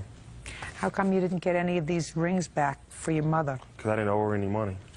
Judgment for the plaintiff in the amount of $5,000. Don't give him any more money. Oh, I have no intention. Good. Thank Parties you. are excused. You may step out. St. Germain versus Old. Step forward, please. 22-year-old dental assistant Kylie St. Germain is suing her ex-boyfriend, water treatment technician Jonathan Old, for an unpaid loan to have his teeth fixed and for the cost of a New Orleans hotel room. Miss St. Germain, this gentleman was your boyfriend for a while, and according to your complaint, he owes you the balance of some dental work that you put on a credit card. And in addition, you say he pulled some sort of a scam when you were on vacation. You put some hotel rooms on a credit card, going away with a large group of people, and the next day he collected the cash from all the people that were with you, and instead of paying the hotel room in cash, he left it on your credit card and pocketed the cash. Right. The defendant says that he paid off the dental work and that he did not collect any money from the people that you were on vacation with, that the people that you were on vacation with stiffed you for the hotel room. That's his defense. Is that right, sir? Yes, ma'am. Did you live together? Yes, ma'am. For how long? About 2.5 years. What kind of dental work did he need? He needed to have some wisdom teeth pulled. 2 times had to replace a flipper. What's a flipper? Just a missing tooth appliance. A missing tooth appliance? Yes, ma'am. You mean like a bridge? Yes, ma'am. Oh, okay, like a bridge. It's called a flipper? Yes, ma'am. And how much was all this dental work, sir? I don't know. She took care of my bills. All I know is I paid her. Mr. Old, you're going to explain to me how this worked. You lived together, is that right? Yes, ma'am. And you had a job, I assume? Yes, ma'am. And how much were you earning? Monthly? I say around $2 grand. And how much money did you give to Miss St. Germain for bills? About $500 or $600. Were you saving a lot of money? No. Well, if you were giving her $500 to $600 a month, what were you doing with the other $1,500? Spending it, partying, drinking. How come he needed money for his dental work? I had bad credit. He had bad credit. He needed a co-signer. He didn't have the money to come up with it up front, so I co-signed for him. And he was paying the bill? Yeah. Until when? Until February. What was the balance left on the bill in February? It was $656.35. And how much was the bill initially? $2,375. So he made a lot of payments. Mm-hmm. Yes, He ma'am. made a lot of payments. Yes, ma'am. What'd you stop for? Just, I guess we split up and I didn't get around to it. Now let's get to the unauthorized use of the credit card. What is your name? Chris Gyro. Were you on the trip with them? Yes, ma'am. So how did I know that? Smart lady. Step up. How many people went on the trip? 8. Where did you stay? The park on St. Charles. You were in New Orleans? Yes, ma'am. Everybody having a gay old time? Fun time. Good. That's what I meant. Yeah, that's what I thought you meant. Yeah, I think things have a double meaning when you're younger these days. You have to sort of watch what you say. I think so. Anyway, you put the hotel room on your credit card. I to reserved start the with. room. You reserved the room. And everybody was supposed to kick in the money at the end and pay in cash. Now, did you in fact pay cash for the room? Yes, ma'am. Who did you pay the cash to? John. John. How much did you give him? $100. And what was the cost of the hotel room? It was $803.66. What about your $100? I wasn't told that I was supposed to pay $100. He told me to reserve the credit card on, to reserve the room on the credit card, and he would take care of it at the end when we left. Well, he was collecting money from everybody. You collected money from him. That's it. That's it? Yeah. Well, you didn't say that here in your answer. You said that all the people stiffed her. But it's not just him. It's him and your $100, too, right? Yes, ma'am. So if I believed you, that would mean that $200 at least should have gone to pay this bill, and only $600 should have been on the credit card. But there was $800 on the credit card. Are you following me? Yes, ma'am. Am I right? Yes, ma'am. Oh, I hate when they're so polite. It's hard to yell at them. Did you see anybody else give him money? No, ma'am. I did speak with my friends who were with us. I know them all, and Well, that's sort of hearsay, right? Right. But you know their names, don't you? Yes. And if I were to call them, do you think, Mr. Old, that they would tell me that they gave you money or they didn't give you money? I don't know. Well, I'm going to ask you, sir. I don't know. I mean, because some of them... Mr. Old, I don't speak to some of them. No, but that's not my question, sir. I didn't ask whether you spoke to them, whether you dated them, whether you ate with them, whether you socialized with them. That's not of particular interest to me. My question to you is a simple one. This gentleman knows the names of all those people. You just testified a moment ago, and you put in your answer that nobody gave you money. But clearly this young man gave you $100 that you didn't put towards the hotel room. No. And you had your stay of $100 that you should have put towards the hotel room, and clearly you didn't do that, right? Yes. So my question to you is, if I were to go in my chambers and pick up the telephone and call any of the other people... They would say they didn't pay me. They would say they didn't pay you. Yeah. Can I have the names and telephone numbers of any one of those people? Yes, ma'am. You can do it. Okay. It's Chris. I don't know his last name. And it's 337-5.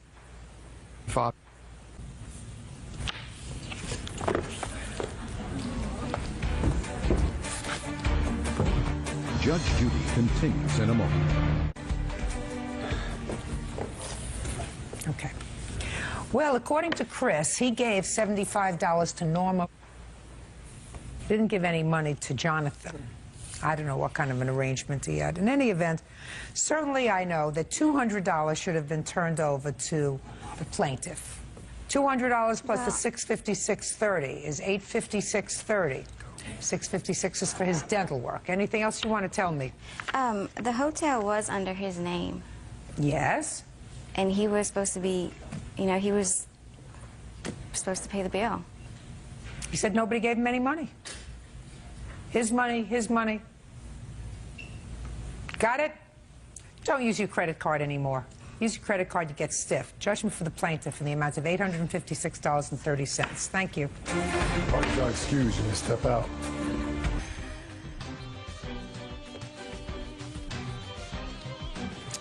That's case number 345 on the calendar in the matter of Fletcher versus Manus. Parties have been sworn in. Judge, you may be seated. Ladies, have a seat, please. Mr. Fletcher, you and the defendant used to date. Yes, ma'am. And there came a time when, according to your complaint, the defendant had accused you of being unfaithful. Yes, ma'am. And you said to her, it's not true. Here's a blank check. I'm signing it. You take this blank check and go hire yourself a private investigator and investigate me.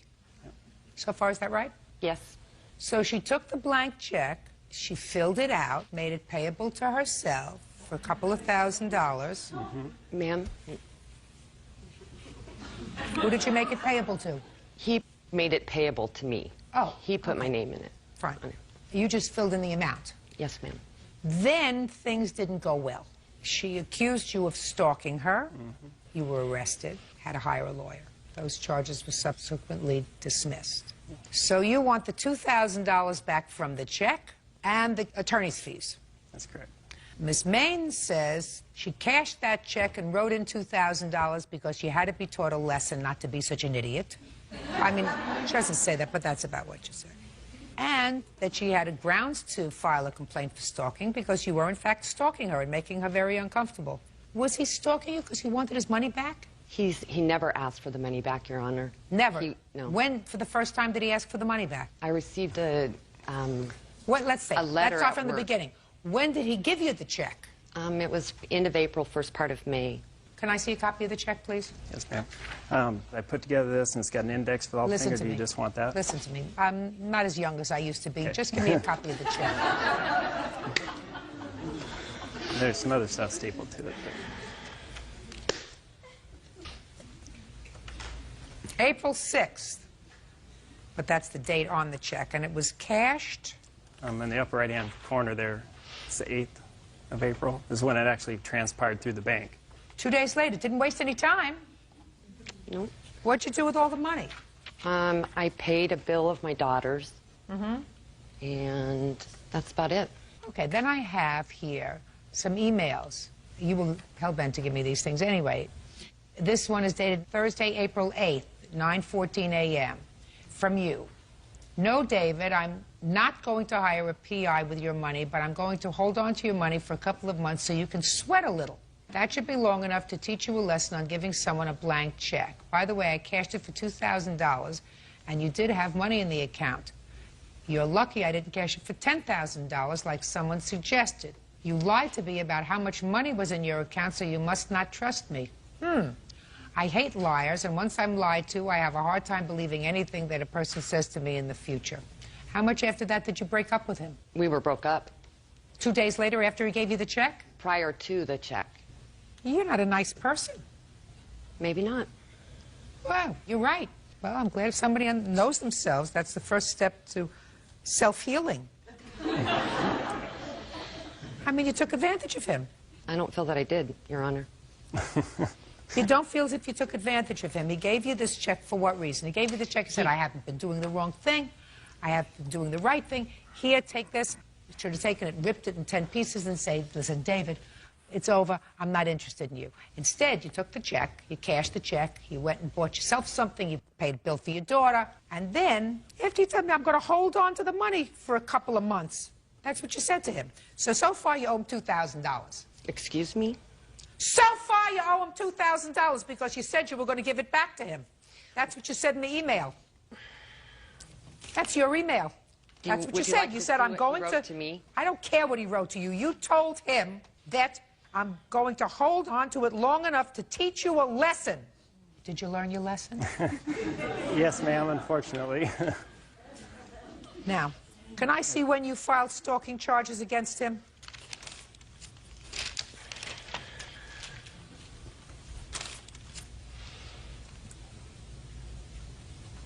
Did you continue to send her letters and emails and flowers? Well, what I'd like to do is present my evidence on this, if I could. Listen to While me. we were dating, I did. Listen to me. When we were Listen to me. Watch me. After she cashed this check, did you send her flowers? The last flowers I sent her was the first or second week of April. After the check, we were broke up for like a week. We got back together, and I have emails that she has communicated with me. When you say you got back together, Did you take her out for dinner? We went out to dinner, and I have my business partner here that came over to Gold Beach, and she'd actually went out to dinner with us. After April 8th? After, yes. Okay. Now, when did you tell him that you didn't want him calling you anymore? I can answer that. Go ahead.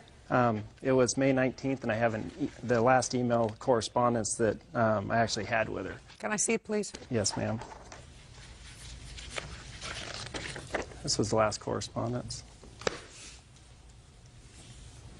That's when she told me that she had a boyfriend and I was cramping her style, evidently. I don't say May cramping her 19th. style. And from that point on, I had no more contact with her, other than after I got served with a stalking order, which I got served. That was May 19th.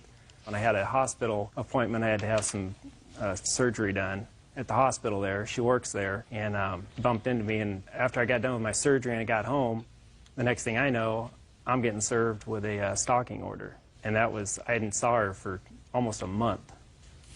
How come you never told the police that you ripped him off for $2,000?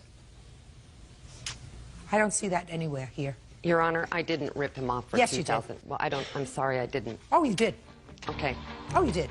Judge Judy continues in a moment. David Fletcher claims ex-girlfriend Brenda Manus owes for illegally cashing a check and for falsely accusing him of stalking. Now, he didn't make you a gift, he didn't make you a loan.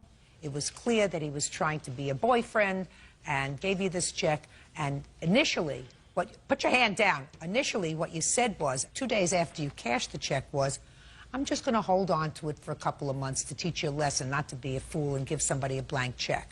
Somewhere along the line, you changed your mind after you spent the money.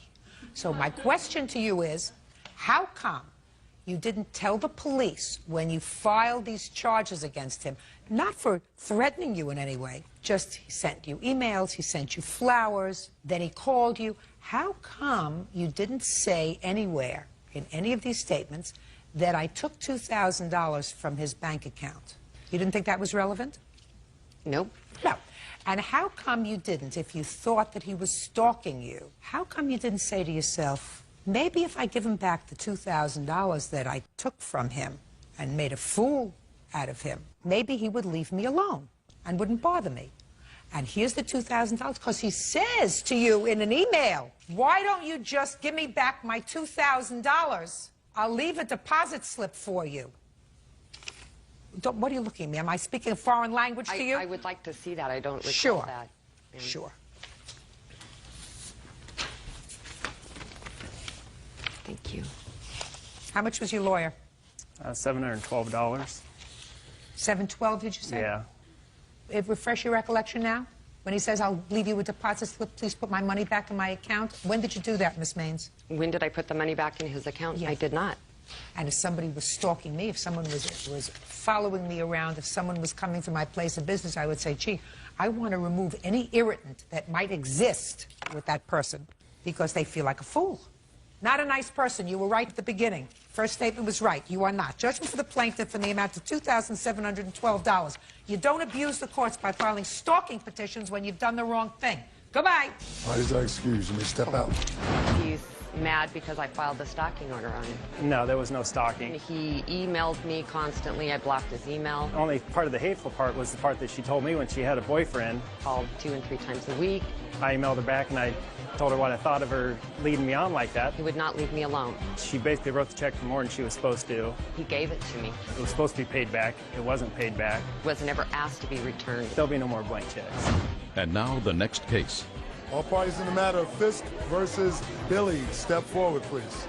18-year-old cashier Francis Fisk is suing his former friend, construction worker Diane Billy, for injuries his pit bull received while in Diane's care. Diane is countersuing for unpaid dog-sitting fees. According to what I read, you have a dog. What kind of a dog is it? She's a pit bull mix. And for some reason, you were moving, whatever, you couldn't take the dog with you, so you asked the defendant if she would be willing to take care of your dog for a while. Yes, there was agreement set up between her and my girlfriend's father, and she's a friend of his. And, yes. He asked her if she'd keep the dog. She said, yeah, it's not a problem. She lives out in the country as long as we supplied her food. The agreement was not with you, it was with your girlfriend's father. That's right. Okay.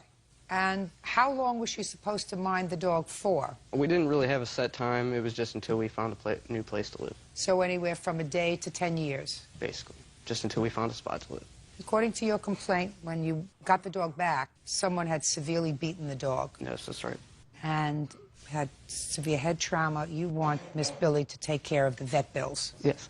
That's what the case is about. And Miss Billy says she doesn't know what happened to the dog. She certainly didn't beat the dog. And you owe her for food and for boarding the dog. So that's your counterclaim. Yes, ma'am. When did she take possession of your dog? It was towards the end of August. How old is this dog? 13 months. How long had you had her? Like 10 months. From the time she was a puppy? Mm-hmm. Now, did you go to visit regularly? Yeah, at least 3 or 4 times a week. And did you bring the food as you promised you would? Yes. All the time? We left the bag over there so she could feed the dog when we weren't there. But every time we went over there, my dog's food bowl was empty, her water bowl was dry. If that happened every time, Mr. Fisk, why didn't you remove the dog from her care? Because I had no place else to take her. Why didn't you allow her to be adopted by somebody else? Nobody wants a pit bull. Well, you wanted a pit bull. That's right. I had another case not long ago with people who had a pit bull. So evidently a lot of people had a pit bull. That's not a smart thing to do. It was hard. I mean, it was... What efforts did you make to try to find somebody else to take the dog? Everything I could. I talked to my mother, her friends, everybody I knew, and I couldn't find a place. Did you put an ad in the paper? No. For a 10-month-old pit bull? No. Friendly? No. I didn't put any ads in the paper. When did you find the dog injured? I got a call on October 15th at about 10:30 saying, your dog is sick. I don't know what's wrong with her. You need to come get her. I couldn't go. I had to go to work. So I got in contact with my girlfriend at school. She came home. Her and her stepmother went and got the dog and took her to the vet. When did you see the dog? When I picked her up from the vet's office after I got off work. Step up. Tell me your name. Justine Price.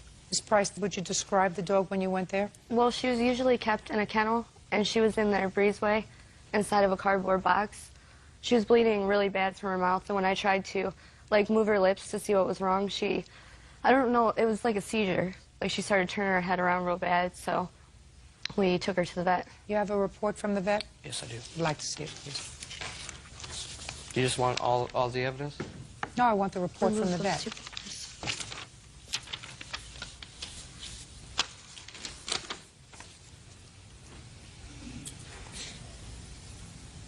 The dog had a broken jaw as a result of trauma. They wired her jaw. How did this happen to his dog? I don't know. Who lives in your house? I have roommates that live there. Matt was there. Who's Matt? How is he related to you? He's not. He's a good friend of mine. I work with him. Was Matt at home when this happened? We don't know what happened. The dog was loose for 2 days, and I called to let them know that the dog was loose for 2 days. And when was the dog loose? It was 2 days? 2 days before the Friday that I fed the dog. It came back that Thursday. She got loose on Wednesday, and she was gone for 2 days. And then she came back? And she came back. I tied her up. It was dark out. I tied her up. I didn't think that anything was wrong with her. She didn't act, you know. And then the next morning when I went to go feed her, that's when her head was sideways and she looked sick. So I called Frankie to let him know that their dog was sick and they'd take it to the vet. And he said he had to go to work. They never. You know what happened to the dog? I have no idea. What? He's the one that's accused of hitting my dog. But I couldn't do anything about it because I couldn't prove it. Well, what makes you think he hit your dog? Because the person that spoke to her and spoke to us told us the whole story. I mean, I wasn't there. I can't say that's what happened. But I heard the same story from 2 people that both associate with Diane. They both go over there and party and get drunk and whatnot. They both associate with her. And they both told me that he's the one that hit my dog. Oh, somebody hit your dog. What do you do for a living? Work construction, concrete. How old are you? 18. Did you have a party over there on October 14th? Yeah. I don't hear you. Yeah is not an answer. Yes is an answer. Yes, ma'am. How many people were at the party? Just a couple people. It was. A couple is 2. All right, like 5 or 6.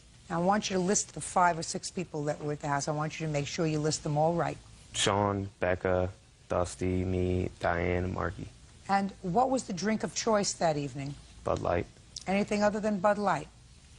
No, ma'am. Where was Miss Bealey? Oh, she was there. I'm sorry. You playing any games that evening, sir?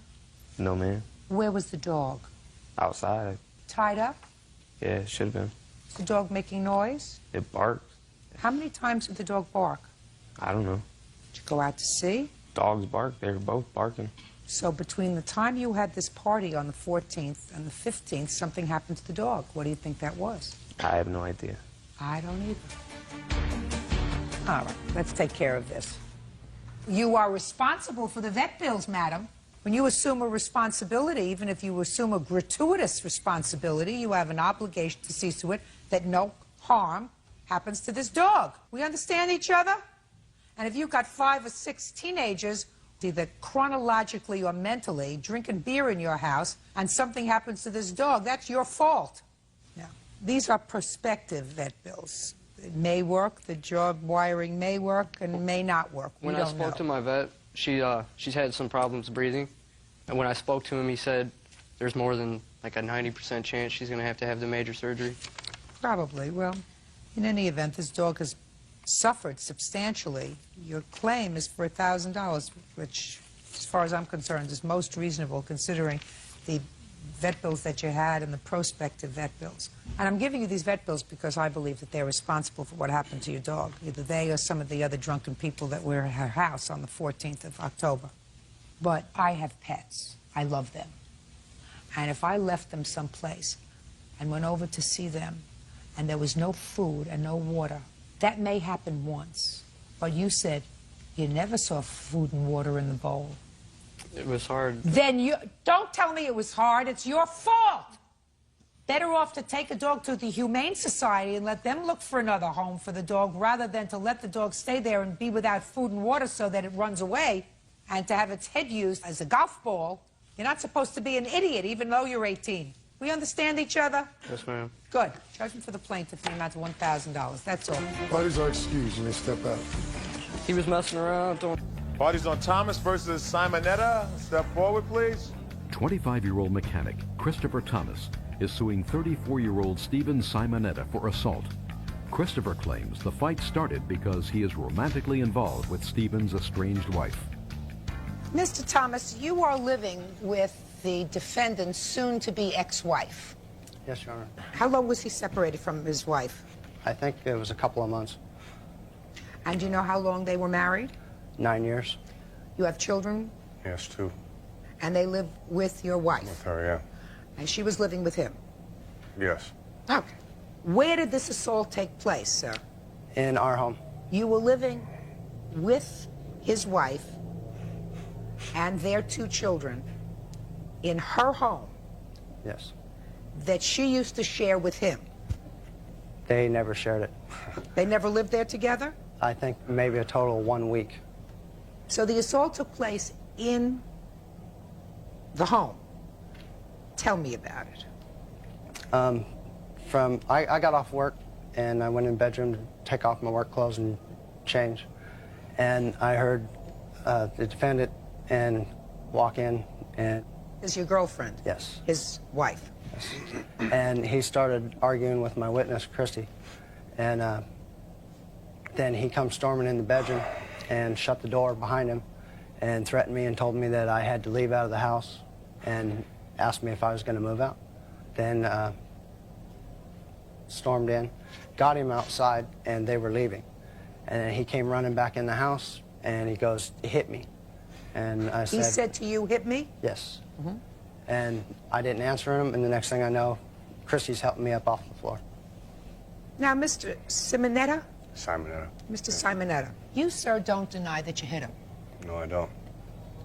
In self-defense. I didn't just run in the house and start hitting on him, no. According to your papers, your wife was leading you on and then tossing you out. Mm-hmm. Right? Yes. And according to you, in your answer, when this gentleman went off to jail for a period of time, your wife is a little bit lonely because he's not around. Is that what happened, Mr. Simonetta? Yes. So she gives you a call one night. I mean, that's not all in here. I'm just sort of putting it together. So she gives you a call and says, I miss you, honey, come home. While we were trying to get resolved, being he was out and we could get established our relationship back together, being there was nobody around to interfere with it. And That's what was in your head. Yes. But clearly it was not in your wife's head. No. Right? Right. She just didn't like to be alone for that couple of months. Apparently, yeah, yes. Because as soon as he came out of jail... The day before I got restraining order. Kicked right back out. Right. And then you were really mad. Mr. Simonetta, just look at me. Yes, I was mad. You were really, really mad. Now, I don't tell you you didn't have a right to be mad. Yeah. You just got mad at the wrong person. You understand that? It's easier to blame him, maybe. The truth of the matter is, he probably didn't like the idea that she was playing both guys any more than you did. He didn't know. He didn't know. So if he didn't know, then he couldn't have been playing it. It was all He didn't know until later on into the relationship when I ended up just discussing this and confronting him with it. Judge Judy will continue in a moment. Fighting over a woman. Christopher Thomas wants medical bills and lost wages from Stephen Simonetta. Mr. Simonetta, I understand. I want you to look at me now, and you tell me how it happened. The day, a week before it happened, we were going to get together and go to the house and see what happened, what was going to, go on, whether they were playing roommate or boyfriend and girlfriend or what, I didn't know. She was telling me all through this that it was a platonic boyfriend, platonic, just a roommate setup. Yeah, and I was stupid. Me fell into the whole the game, into believing it. We made a date. We was going to go up to the house, see the kids, talk about what was going to go on. He was supposed to be there. I told her on the way up there I was going to confront him, ask him if anything was going on. Was it a roommate thing or a boyfriend-girlfriend thing? I walked into the house. I went into the back room. I was with the kids for a minute. I went into the back half of the house. He was in there. I stood in the doorway. I started talking to him. She was there also. What did you say to him when you started talking? I said, so are you guys still got a relationship going on or what? She came up and started saying something. I walked into the room. I shut the door behind me. I said, are you sleeping with her? He said, yes. I opened the door back up. I said, are you sleeping with her? And he said, yes. She heard him say it. I said, there it is there. I turned and walked out the house. I said, it's through. I walked out the house. I got out to the curb. I thought about losing my kids. The family was dead. I didn't want to, it started eating at me. I ran back into the house. He was in the corner of the kitchen. I said, you ruined my life. He went like this, and I clocked him. He hit the ground. I turned around and walked out of the house, and that was my story. That was it. Mr. Simonetta, yeah. Everything that you said to me, I'm sympathetic about. Other than the fact that you hit him. Because your kids were home. My kids were outside when it happened. Kids were home. Okay. I mean, I don't understand the kind of environment these children are growing up in anyway. One night you're sleeping in the house, one night he's sleeping in the house, one night she's sleeping in the house with him, one night he's sleeping in the house. What? I had my own house. But you did sleep in that house. You told me for a while. I came back to the house when he left for 2 weeks. I the day understand. before I got. So the kids, I had my own apartment at that time. You're not listening to me, Mr. Simonetta. The kids are waking up seeing, for 2 weeks, according to you, you sleeping in the house? It was going to work out. Yes, you're right. You're not following me, sir. What are you, thick? Yes, you're right. I was sleeping in the house. The kids were waking up to me, yes. And sometimes they wake up and find him sleeping in the house with their mother, right? Apparently, yes. And sometimes, according to you, your kids wake up and find him sleeping with her, according to you? Mm-hmm. This is some atmosphere for children to grow up in. Yes, yes. Judge Judy is ready to rule. You had no right to hit him, Mr. Simonetta. You got to pay for it. Where are your medical bills? Your Honor. What? He also, at my prior house, let's see, he came through the door looking for me, and I was not there, and he assaulted and busted up some furniture. Who cares about that? What does that have to do with this case? I was just letting you know that this ain't the first time that he was wanting to threaten me and hurt me. Let me explain something to you, sir. This is some piece of work. Now, she's not here today to defend herself to any of this, right? But what I'm hearing, and I believe him because he pretty much almost admitted to me that whatever he did, he shouldn't have done. He assaulted you, and I'm going to give you money for that. I'm going to give you what you're asking for, in all probability. Well, your medical bills at $850, and all you're asking for is $1,200. Is that right? Yes. You're entitled to that. He had no reason to hit him, Mr. Simonetta. And the fact that he's only suing you for $1,200 to me is very interesting, because really, you know, he was injured. You injured him, clocked him. Yep. He passed out. Yeah. Do it again. Judgment in this case is for the plaintiff in the amount of $1,200 as requested. That's all. Parties are excused. You may step out. Judge Judy will continue in a moment. And on the next Judge... Parties on Stanoff versus Jefferson. Step forward, please. 19-year-old sales clerk Rachel Stanoff says her ex-boyfriend Joseph Jefferson owes her money he borrowed to buy car rims. Order. All rise. Quiet in the courtroom, please. Your Honor, it's case number 335 on the calendar in the matter of Stanoff versus Jefferson. Parties have been sworn in. Judge, you may be seated. Gentlemen. This was your boyfriend. How long had you known each other? About 2.5 years, almost 3 now. And you're not together anymore. Correct.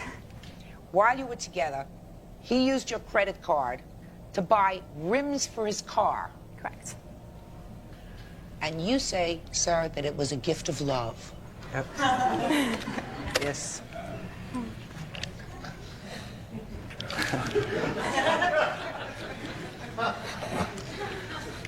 So, Miss Stanoff, why don't you tell me about this rimming? We were together about 2.5 years, and we ended up breaking up for about 6 to 9 months. We moved in together as roommates. He needed to purchase some rims.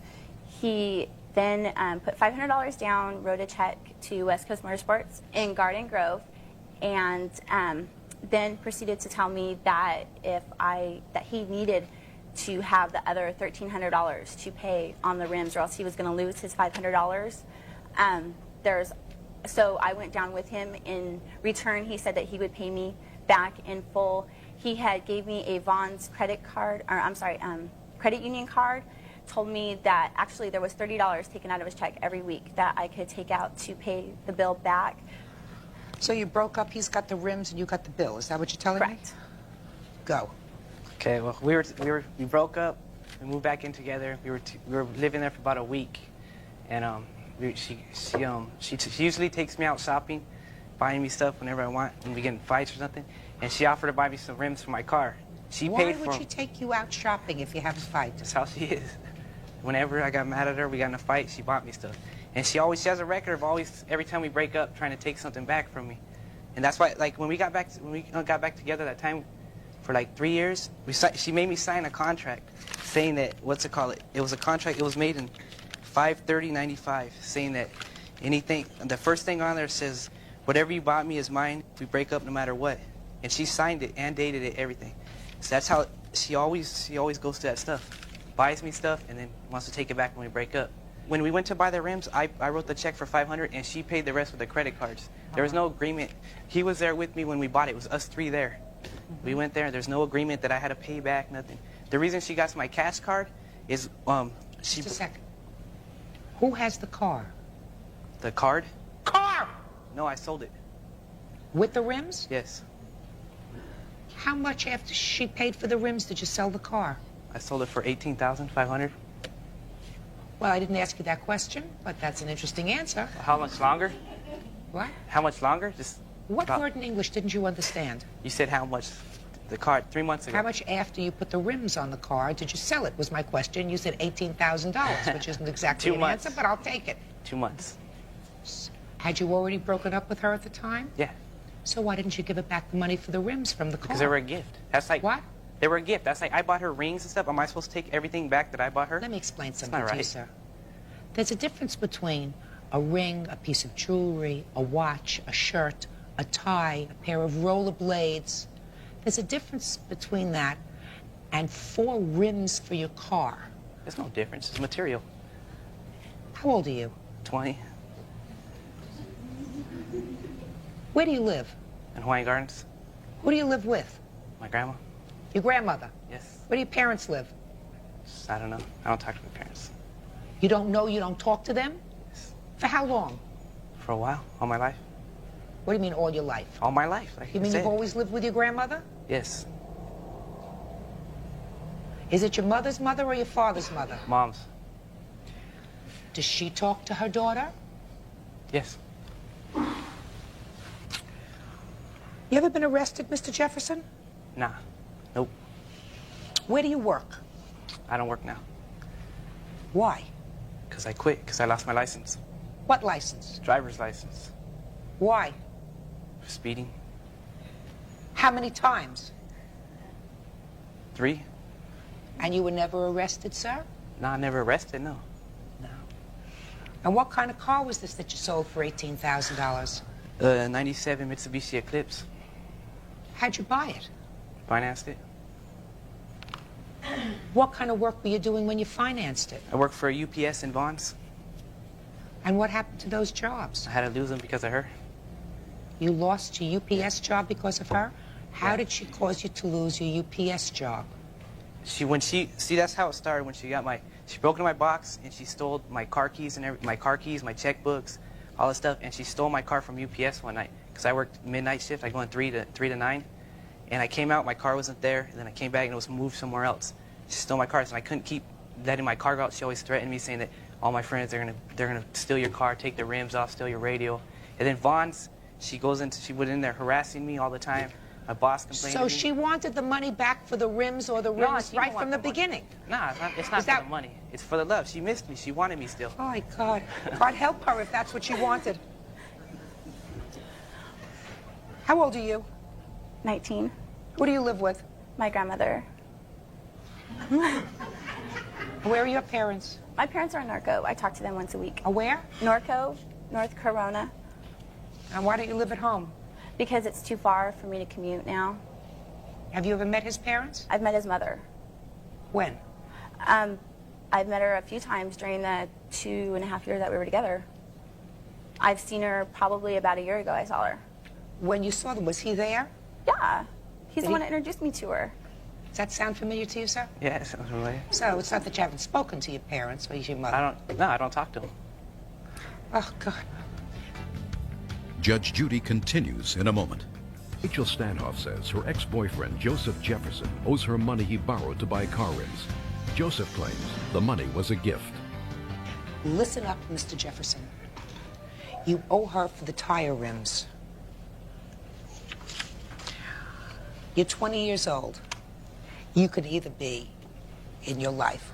First of all, you got this dumb look on your face, which is really irritating. The smile, which really is irritating, because it looks to me as if you're trying to get over, and you think you're going to get over me. I'm smarter than you will be if you live to be 170 years old. Right? Do you understand that? Because you are either so thick or so impervious to what's right because you had no moral upbringing that I really feel sorry for you. And maybe that accounts for this ridiculous look on your face. But what I'm telling you is, you could either be a nice person or you could be a taker and a sucker all your life, sucking off other people. And it sounds to me as if you started your young life being a sucker off other people, taking advantage of other people and thinking that you have some gift, some special gift. I tell you right now, I got 3 sons, right? And I'm looking at you and I'm saying, you are no gift to anybody. Give it. You are no gift. You are a 20-year-old unemployed person who takes from young women because he thinks that he's God's gift. I mean, you're not even good looking. Judgment in this case is for the plaintiff for the amount of $1,255. That's all. Parties are excused. You may step out. Now the back door to your right, please. And now the next case.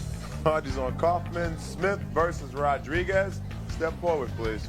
Bikini models Jennifer Kaufman and Kim Smith are suing magazine publisher David Rodriguez because he used their photos in his magazine but never paid them. You 2 ladies posed for some photographs that were in the defendant's magazine. You claim that he promised to pay you. He didn't. Is that what this case is about? Yes, it is. Well, who's going to speak first? I would like to. What's your name? Jennifer Kaufman. Okay. We met Dave through some mutual friends, and we met at a local restaurant. And we had discussed, he said he was going to do some catalog work and a lot of different stuff, and we were excited for him, and we had discussed doing some pictures for him. And so he wanted to set up a photo shoot for the bathing suit company. For the bathing suit company. Yeah. And we went, he set up the photo shoot. Well, we didn't make the first one. And at the restaurant, he said, well, at the sign of release, if we like your pictures, and we'll go from there. The photographer then called us and insisted that we come on Father's Day and do this. And they said if they decide to publish our pictures, then we will then sit down and talk about a contract and be compensated for our work. Then some girls come up to us and said, yeah, we saw your picture in the San Antonio Sports Magazine. We were like, what? And we never signed anything. May I also add there's pictures floating around the internet. So what you're telling me is you didn't have a contract with him? We were supposed to, if the pictures were to be published, they didn't, then we would sit down and talk about it. Yeah. I mean, what do you do for a living? What do you do for a living? We're entertainers. And I What do kind of stand-up comedy. entertainers? We're both topless entertainers, and I do stand-up comedy.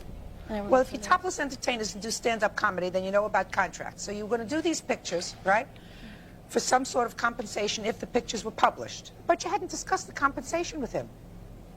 If they decided to use our pictures, then that's what we were to discuss. Excuse me, Your Honor. Did you ever hear speak when spoken to? Sit down. I'm not ready for witnesses yet. Okay. Good. So you hadn't had an amount of money that you agreed on, even if they used your pictures. Well, we said to them, we're missing a day of work. They know the money that we do make when we work, and it's a very hard lesson. We did learn a lesson from this. Good. So what are you here for? To be compensated for. Be compensated for the work that was done. And well, how much do you think you should be compensated? $750 for each job. And how many jobs did you do? 2. You each did 2? The first job we did was for a clothesline. It was runway modeling for the other photographer. Well, then don't tell me about the other photographer. You're talking about this. You're talking about this swimsuit issue, right? Right. Yes. So you think you should be compensated $750 a piece? That's $1,500, right? What about $500 a piece for the day? No, I'm just asking. What about $500? May I say I have no animosity toward Dave. It has nothing to do with. It's just it's about work. It's about his job that we don't. We're not compensated for. We trusted in his word, and that's what was understood. Well, you know, if that was the case, if she had no animosity toward me, she called my advertisers trying to say that I was a liar. I mean, I go on my word. Never said that. I don't have any proof to show you, but my clients call me and say, you know, we have 2 girls calling trying to get our insurance company to pay them money. And this is one of my clients, I can't say who they are, and they said, why were they calling me? I have nothing to do with your Mr. Rodriguez. Yes. You took pictures of them, correct? I didn't. A Well, photographer did. For Yes. your magazine? Yes. And you make money from this magazine from selling advertising space, I Absolutely. assume. Absolutely. All right. Yes. So it would seem to me that if you sold advertising space, and this is that way you make your living, then you compensate the people who work for you. So you use their pictures. Yes. And how did you compensate them? Okay, this is the deal. No. Okay. No. Yeah. Not here's the deal. Okay. You use their pictures in a product that you made Yes. from which you make a living Yes. from selling advertising. Yes.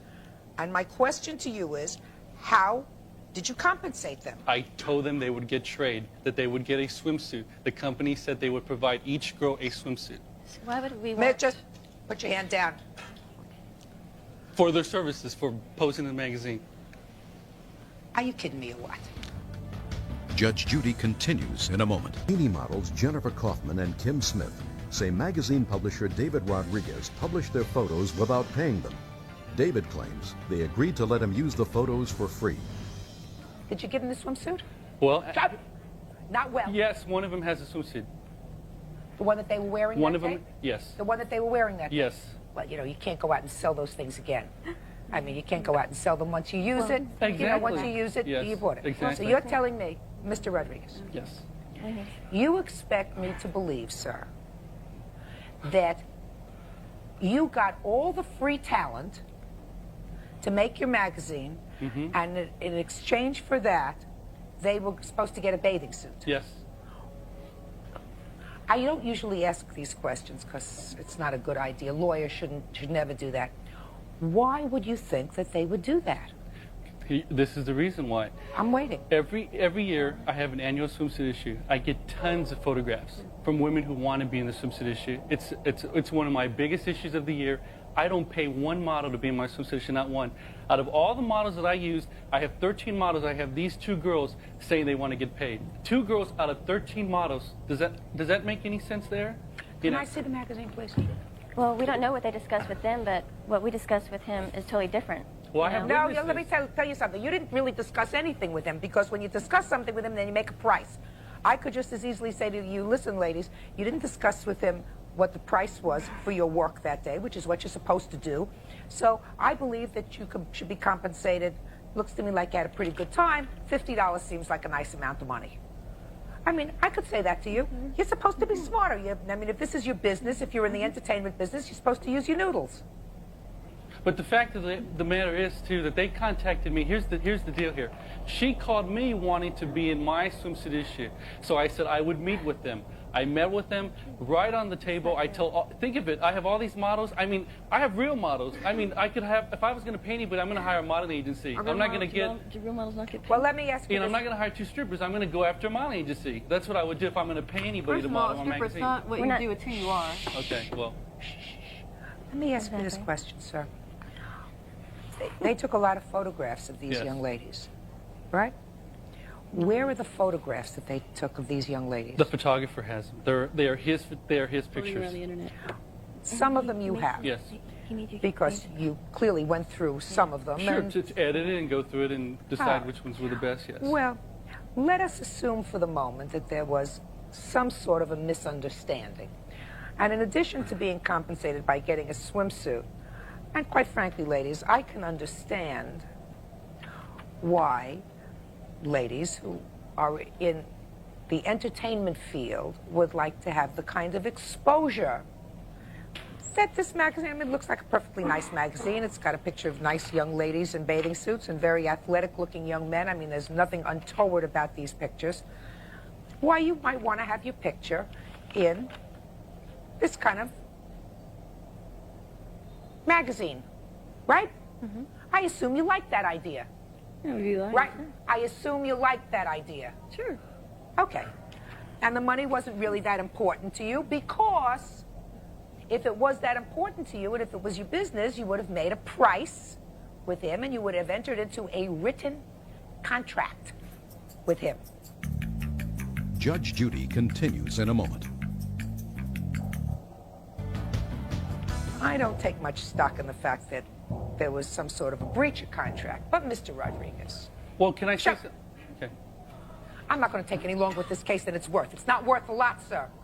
I've already told them that they're not getting $3,000, they're not getting $1,500 because you didn't have a contract price, and I don't intend to make a contract now when there was none before. But do I get anything for the models that now, since they ruined it with the swimsuit issue, they do not want to give the models that I owe swimsuits to? Now I have to, what do I do now? What do I do now? I said, what am I, your mother? What am I, your mother? You got a countersuit here? You have a countersuit here? Well, I didn't, there was not time. Not time, shoulda, woulda, coulda. Yeah, you're a businessman.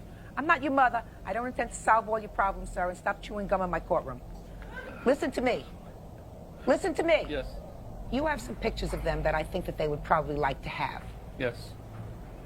Wouldn't you like to have the photographs? Yes, we would. That would be very nice. At least they could Sure, put that in their portfolio, right? Well, since they're the photographer's pictures, I I'm mean, talking about the ones, the ones you I have. Yes, yes. Gladly I'd give them to him. Perfect. By tomorrow. That's all. Parties are excused. You may step out.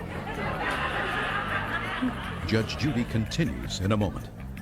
And on the next Judge Judy, It's on Thomas versus Lewis. Step forward, please. 27-year-old security guard John Thomas says his former friend Denise Lewis filed false charges of sexual harassment against him, causing him to be fired from his job. Order. All rise. Quiet in the courtroom, please. All rise.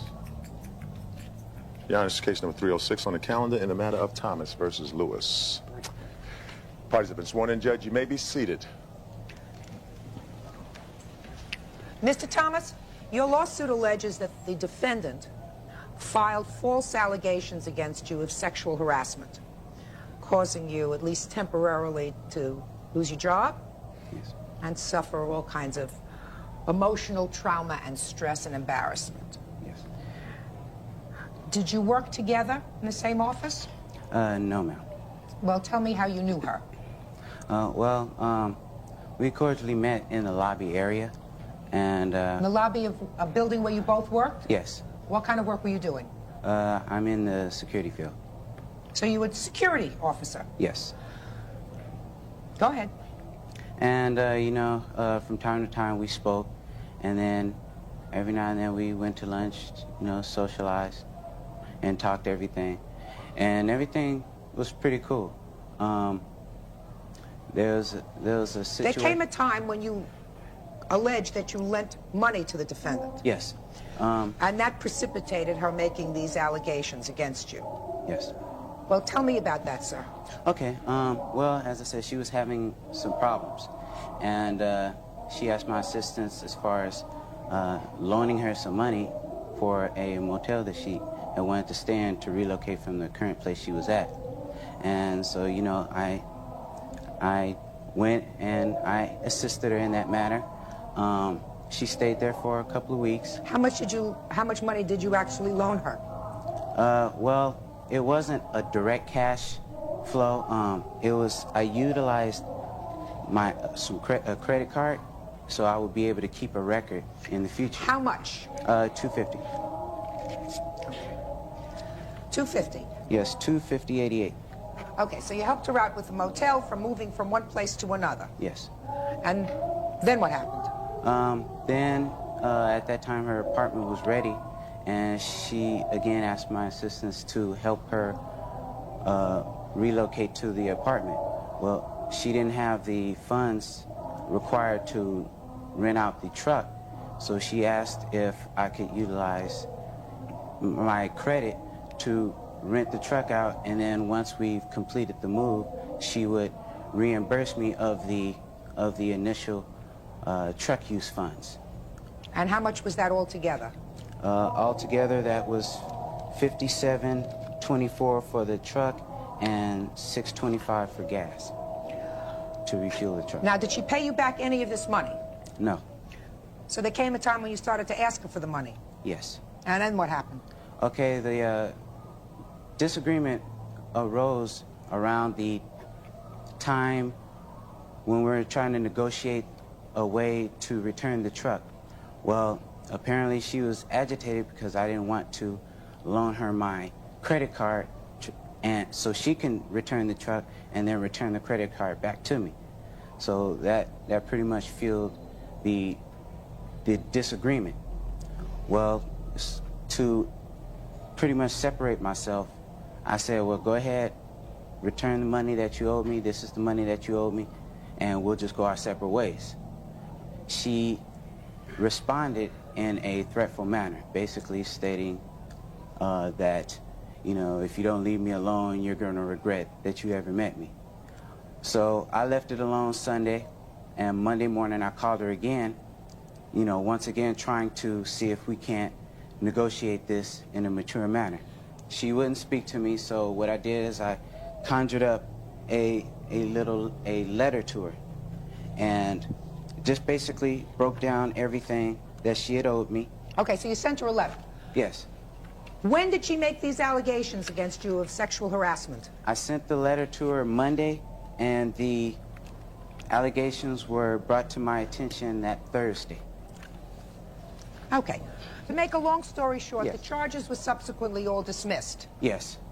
But you had to be transferred to a different location. You took a decrease in pay according to your papers. Is that yes, right? What had happened is that they had pretty much put me in rover status, where I worked at certain assignments for the going price that they were So paying you earned officers. less, Mr. Yes. Thomas.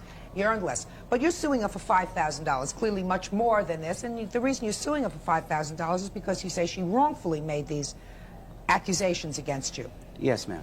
Okay. Ms. Lewis? Yes. Let me hear from you. Well, Your Honor, first of all, we did work in the same building. When I met John, I told him from the beginning that I'm not looking for anyone, okay? I moved out here from another state. I came out in January. I secured a job in February. Then we met, I think, in March. He would come up to me, give me candy, walk with me while I was on break, and I told him strictly that I just wanted a platonic friendship and nothing more. John continued to, everywhere I was, he seemed to automatically show up. He was a friend to me. You know, we went out a couple times to the movies. I never asked John for any help of any type of monetary source because I make 3 times more money than he makes, okay? I never asked John for any money. He insisted that he knew where I was staying at a motel downtown. I was happy with that. I knew I was going to stay there until I secured an apartment, which is what I did.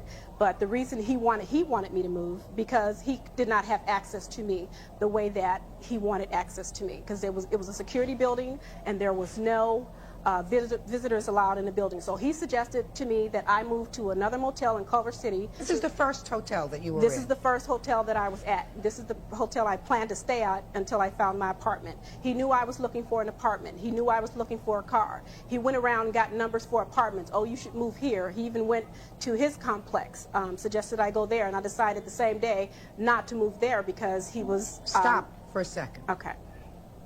Sound like a very intelligent, together lady. Right? And you just told me that you were really happy with where you were staying, and you were going to stay there until you found a permanent apartment. Right. But you moved. Right. Into a different motel. Right. One that he was happier with. Right. I moved. Why? Because it was closer to my job. Right now, I had an hour-and-a-half commute from downtown to Westwood. So? And I decided to take his offer up because it was nicer, it was closer to my job. Fine. Okay. And he laid out some money for you. No, he did not. I was paying a certain weekly amount of rent by the week where I was. I had that money. Only thing he had to put with the money was another $40. Whether it was $40 or 40 pennies. Okay. According to him, it was $250.88. According to you, it was $40. You just told me that you earned 3 times as much money as he did. Why in the world would you take $40 from him? Why? Because I did not have the money at the time. I was between pay periods. Judge Judy will continue in a moment. John Thomas says his former friend Denise Lewis falsely accused him of sexual harassment. Denise says John is angry because their friendship never turned into romance. Now, when did you make this report of sexual harassment? After the week after I moved into my apartment. Why? Because he tried to force himself on me after we moved the refrigerator and the bedroom furniture into my apartment. Well, tell me about that, madam.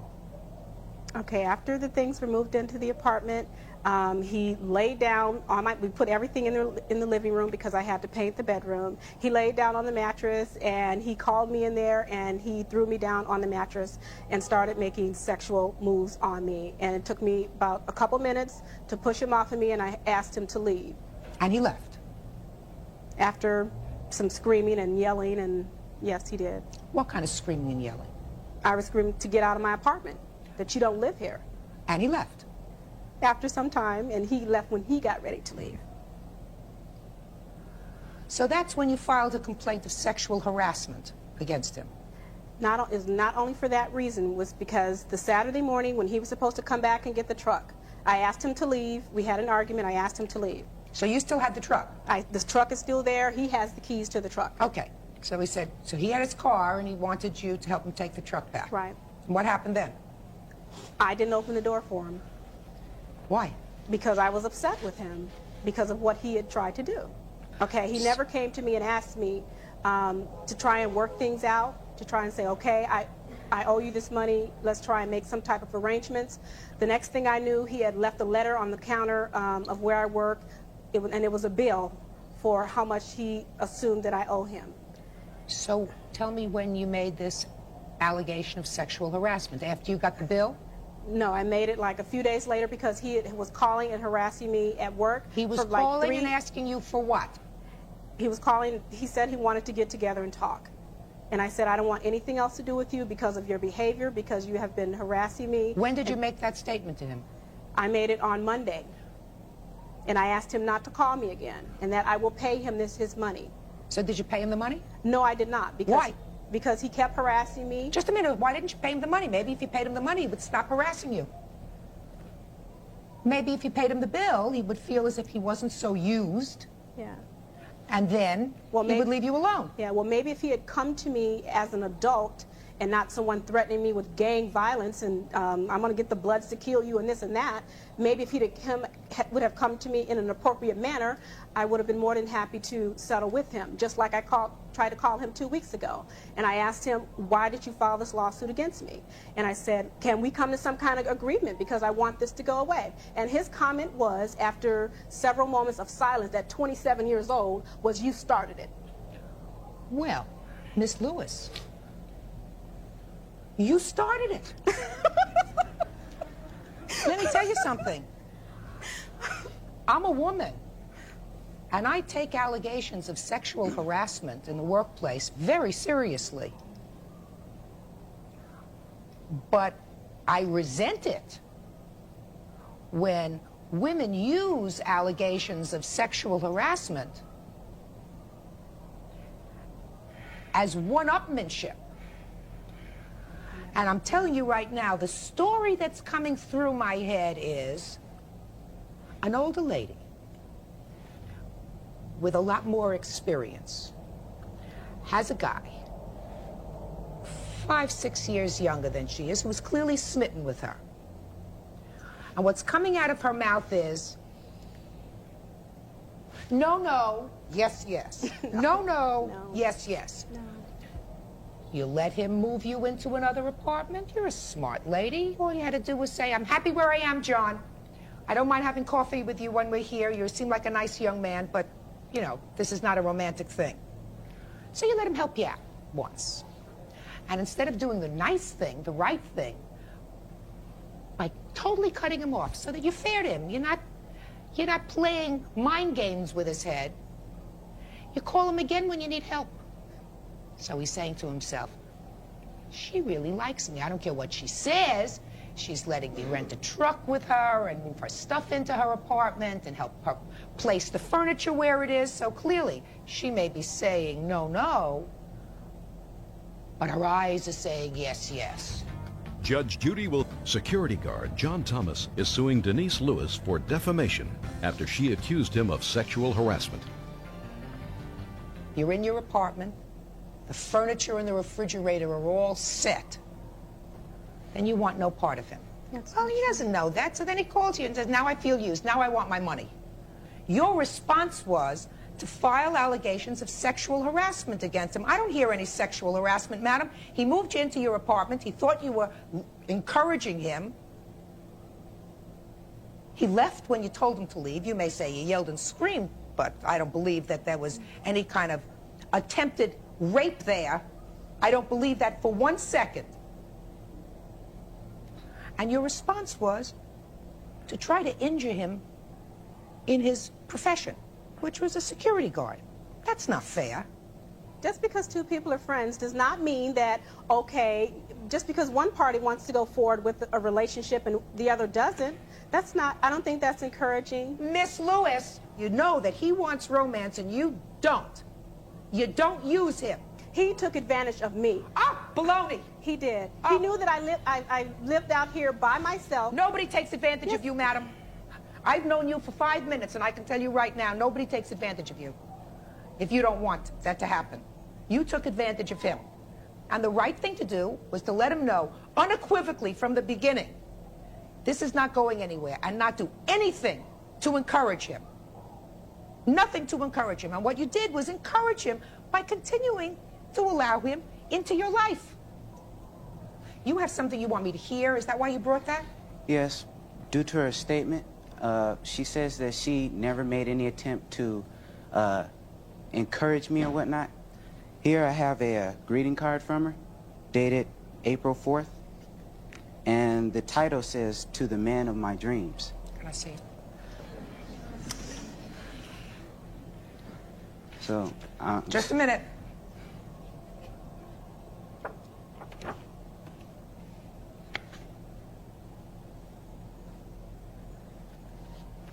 Show this to the defendant and tell her if that signature looks familiar to her. Yes, it does. Uh-huh. This card was not intended for him. Well, why don't you tell me how you got this card, sir? She gave me the card around that time. This was the envelope that she gave it to me in. Can I see it, please? Why don't you try to explain that to me, Miss Lewis? How did he come into possession of a car that wasn't meant for him? Why don't you try to tell me that?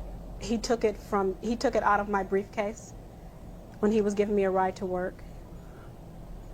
That car was not intended for him. Who was it intended for? Someone else. Someone else who also moved furniture? No. I don't believe you. I don't believe you. Once I dreamed of someone special, now I know that I was dreaming of you. Judge Judy is ready to rule. I have never been interested in him. You know, I'm not interested in overweight men. You used him, Miss Lewis.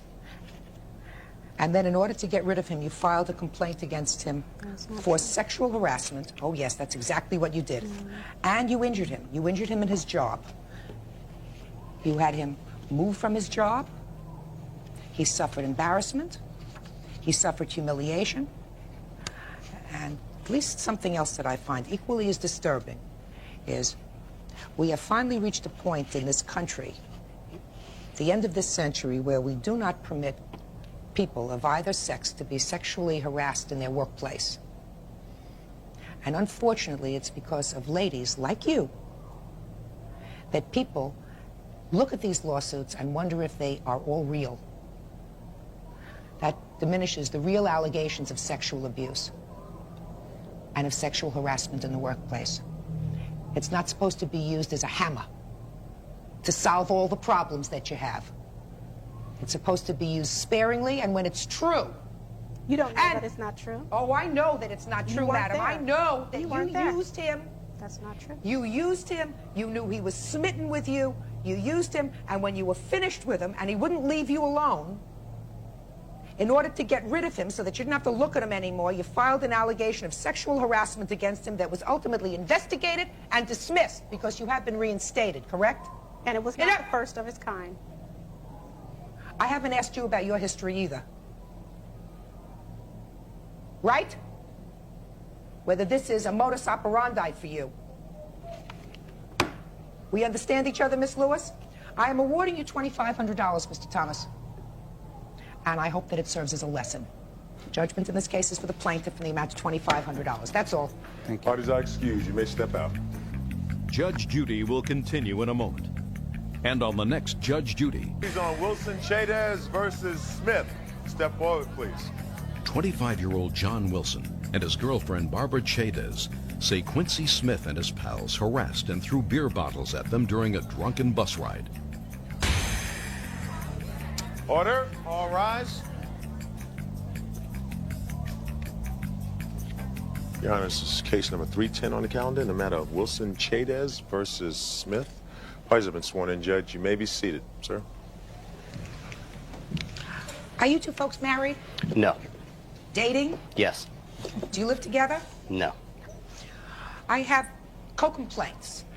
One for $1,000 filed by you, the other for $500 yes. filed by you, and you are claiming that the defendant, while in the company of several others, assaulted you by throwing bottles which shattered on you. Correct. And the car. And the car that you were in. And according to your complaint, sir, you were in a car with a lot of other people. Yes, limo bus. A bus. A limo bus. So why don't you first tell me about this limo bus, and then we'll get to what happened with it. It was mine and my twin brother's 21st birthday, and we rented it so that all our friends could gather together, all go as one, no one would drink and drive, and we'd go bar hopping. And you did that? Yes. What time did you board this bus? Approximately around 8. And how many bars had you been to before you came on the plaintiffs? 1. What time did this occur? About 11:30. You hit more than one bar between 8 and 11:30? No, ma'am. So you stayed in that bar for how long? A couple hours. Okay. We also, we drove around. It's a nice bus. I mean, you like to spend time in it. It has a VCR, a sound system, everything like that. People can dance, walk around. It's very large. And how many people were in this bus? Approximately 25, give or take a few. And you paid for the bus? No. And Everyone pitched in the same amount, about approximately $20. Now, you spent a couple of hours in a bar, one bar, you said. Is that right? Yes. So you made another stop or two on the way. Go to a liquor store? Yes. How many liquor stores did you go to? Okay, we stopped off at a supermarket when we first entered the bus, got some alcohol, drinks, whatnot, went to the went to the first bar, spent some time there, about an hour and a half, 2 hours, I don't know. And then we went to the next liquor store. So you bought liquor twice? Yes. So everyone was pretty well blotto. No. Well, when we ran into the defendant here, they were pretty much intoxicated. Well, why don't you tell me how, unfortunately, you came upon this birthday party? Well, we'd just come home from Barbara's parents' house. It was about 11:30 at night. The only entranceway into our house is through an alley. At that point, we were living together. Now we're not. There was a limo bus parked blocking the entire alleyway. It was parked illegally. People were outside of the bus urinating on the buildings, and they had open containers. We waited a few minutes. We honked, tried to get them to move up. They didn't comply. At that point, Barbara got out of the vehicle and asked one of the members to move. Somebody that was outside of the bus? Correct. Where was the driver of the bus? We were at the rear end of the bus. We approached the first person we saw. The driver of the bus was in there the whole time. Just a second. So you approached Barbara, the first person that you saw at the rear of the bus, and said, could you please move? Yeah, asked very politely, and he just slurred in my face and told me to screw off, go around, we're not doing it. And I just didn't know what to do and asked him to get out of the car, which he did. Your Honor? Sit. So did you get out When she entered the vehicle again, and I could tell that they told her no, I then got out of the car. Now, keep What's in your mind, first name? John. John! My first issue with you, sir, is what? Couldn't tell you. Can you tell him? I think so. You came across a bunch of people that you saw outside urinating on buildings, John. You don't send your girlfriend out of the car to tell them to move. You get out of the car to tell them to move. This was, we didn't see all this until we got out of the car, till both of us were out of the car. I mean, I don't see late at night you going by yourself to this group of people. There was a lot of girls, too, a lot of young girls around with them, too. I mean, it just looked like a bunch of partiers, so we didn't think anything of it. We asked politely. When they were rude and everything, that's when we just got back in our car and waited. Who did you ask? Hey, listen to me. We never got off the bus. We never, my cousin, this is my cousin right This here. is my witness. And my teammate, and we never got off the bus ever. Did I ask you a question? Well, I can't stand listening to people laugh. Just a second, did I ask you a question? No, ma'am. Go ahead. When Barbara entered the vehicle, I got out of the vehicle, went up to the first person I saw, and said, hey, this is the only way to get to our house. Can you please move up the bus? When I got out of the vehicle, of course, other members of the party came up. They see a guy coming out, automatically everybody's instincts comes into play, and then when to create a confrontation. As soon as he said no, I threw up my hands and said, okay. I mean, I'm not stupid. I'm not going to go up to a whole group of guys and pick a fight with them. So what Two did or you three, do? yeah, whole group, no. At that point, we got back in the vehicle and waited. This is a very busy street. We have a large police force that patrols the area. I figured, hey, we'll get in the car, a cop's going to come by. These people are going to get busted. They're plastered. No cop came by. We waited about 2-3 minutes. People started getting back in the bus. It pulled up. At that point, we said, great. Pulled into the alleyway, go up, I'd say, about 50 feet to our fence, which you have to get out of the car to unlock the padlock to get into our driveway. When I exited the car to unlock the gate, I heard, hey, you want to start something? I turned to my left. I saw a group of guys coming at me with bottles in hand. As soon as I saw this group approaching us, I turned to Barbara and I said, get in the car now. At that point, she looked at me, eye contact. A bottle flew right past her face. Hit the car, exploded. Dove into the car, and we gunned it. As soon as we slammed the doors, the back window shattered from a beer bottle. Okay, bottles, plural, lots of bottles. We immediately sped up. I mean, I don't know how we didn't hit nothing going down our alley, going that fast. Went directly to 7-Eleven down the road and called 911. At that point, the bus pulls by, stops at the red light. All the members on the left-hand side of the bus roll down their window and laugh at us while we're standing there calling the police. Judge Judy continues in a moment. John Wilson and Barbara Chaydez say Quincy Smith and his pals harassed and threw beer bottles at them during a drunken bus ride. Quincy claims he's innocent and not responsible for his friend's actions. So the windshield was shattered. The back windshield was shattered Correct. on your car. And who was hit with the glass? I was barely missed by it, and it hit my car door and shattered all over me. I had to take a shower and take all my, totally change and everything, because I had glass everywhere. What was the damage to the car? We have pictures. We have of the pictures and vehicle. bills. Now, once the police did arrive to come take our statement, they immediately got a priority call that there had been an altercation at a bar down the street, so they had to leave us. Well, it turns out the altercation was this member and his party had stopped at their next bar and assaulted 2 police officers. Undercover cops or something. We don't know the whole story.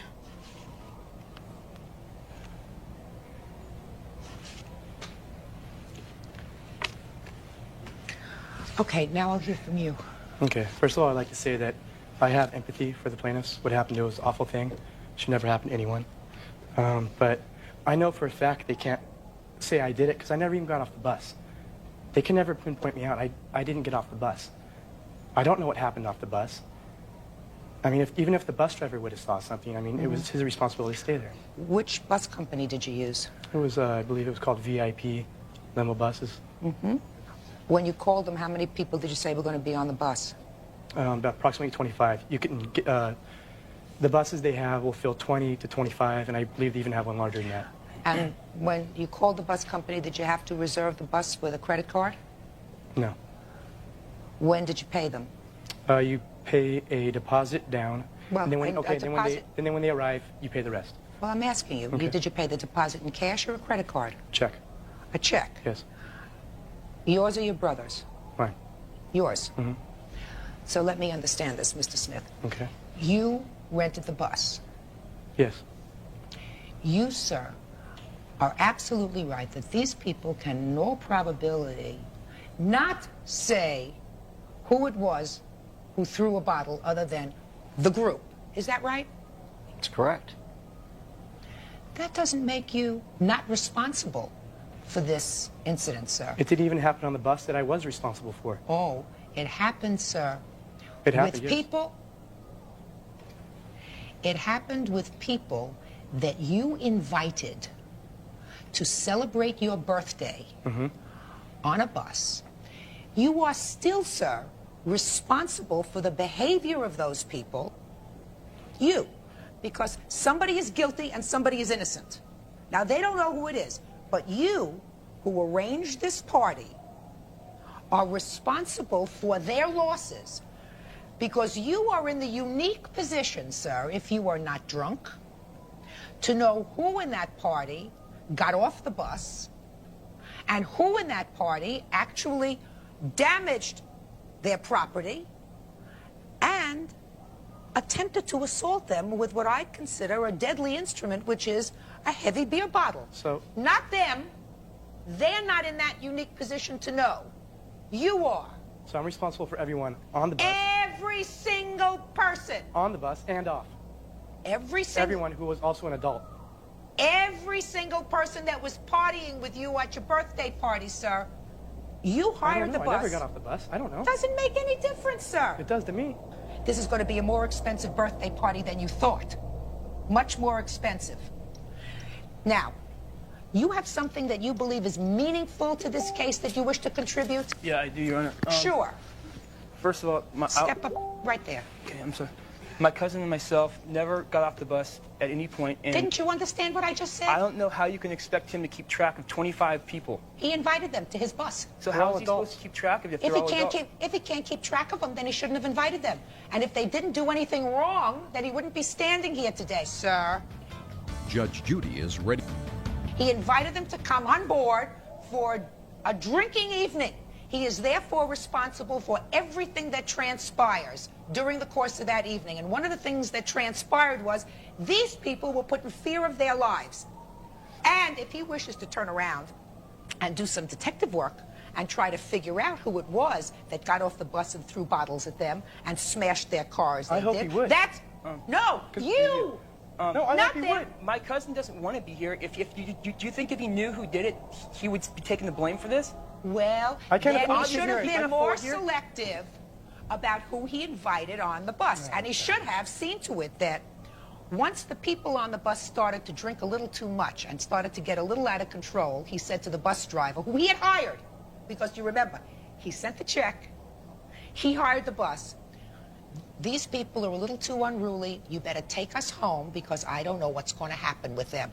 You, sir, between these innocents and you, you're responsible. Judgment in this case is for one plaintiff in the amount, Barbara, in the amount of $1,000, and you, sir, the amount of $500 as requested. That's all. Thank you, Your Honor. Thank you. Parties are excused. You may step out. There you go. Sorry. I'll get back though to your record, please. These people do deserve money, but I believe I'm not the one responsible for it. I think I would have been much better off using a different defense, like the bloody glove defense. This is just ridiculous. And now the next case. All parties on Schramm Snyder versus Blankenship. Step forward, please. Bookkeeper Vera Schramm says her neighbor, 29-year-old Marcy Blankenship, ripped off her 15-year-old son Toby when she sold him a car that doesn't run. How old are you? I'm 15. You went and bought a car from the defendant. Yes. Did you tell your parents? No. Why? Because I thought they'd say no. How much did you pay for this car? $400. Where'd you get the money from? My bank account. When did you find out that he had bought the car? Almost a week later on November 4th. You're his mother. Yes. Tell me how you found out that he bought the car. I had called his friend's house to see if he was there. And while I was on the phone, the other parent said, by the way, I'm a little concerned about what we're going to do with Toby's car. I said, car? What do you mean car? Like vehicle? He says, oh yeah, it's parked out on the street, and what are we going to do for street sweeping day? I said, didn't know anything about it. Where did he get it? How long has he had it? So of course we went right over and visited the car and the parents, and I got the paperwork. Now, you were keeping this a secret? Yes. How old were you when you bought the car? 15. How did you find this car? I was walking home from my friend's house and I just saw it on the street. They have a for sale sign? Yes. How much were they asking for the car? $700. So you paid $400? Yes. Who drove the car to where it was ultimately parked? We pushed it because it didn't run. How far did you have to push it? Like 6 or 7 blocks. Did you ever move the car? Oh, yeah, and we pushed it to the mechanic. Because she said all it needed was a tune-up, so we pushed it because it was right by his house. Did you get it tuned up? Yes. How much did that cost you? $55. And then what happened with the car? Still didn't run because we took it and we got we got it checked and stuff, and it said that one of the cylinders was bad, so. What'd your mother say when she found out you bought this car? She was real mad. And then she put me on punishment. Where'd you get this $400 from? Did you work for the money? I went to work in the summer with my dad. So, you sold him a car. Yes, I did. Did you ask him how old he was? No, I didn't. Doesn't look 18 to me. He knew about the car. He phoned 3 times on the car. He came by inquiring about the car twice. I asked him if the first night he came by if he wanted to drive it or if he wanted to leave me a deposit, and I would be more than happy to take the for sale signs off of it. He said no, he didn't have his wallet with him. So I figured he didn't want to drive it because he didn't have his license with him, and that was fine.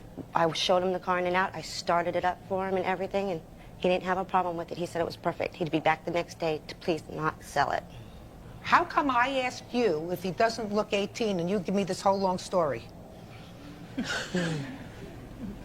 Doesn't look 18 to me. Now, you may not know this, but I'm going to tell you now. You cannot enter into a contract with a minor because they're not always so clever. So that's why we have laws that protect minors from entering into contracts. So you have to give him his money back. He had it for a week and a half. He's blown the motor in it now. What good is it to me? Judge Judy continues in a moment. Vera Schramm is suing Marcy Blankenship because she sold her 15-year-old son Toby a car that doesn't run.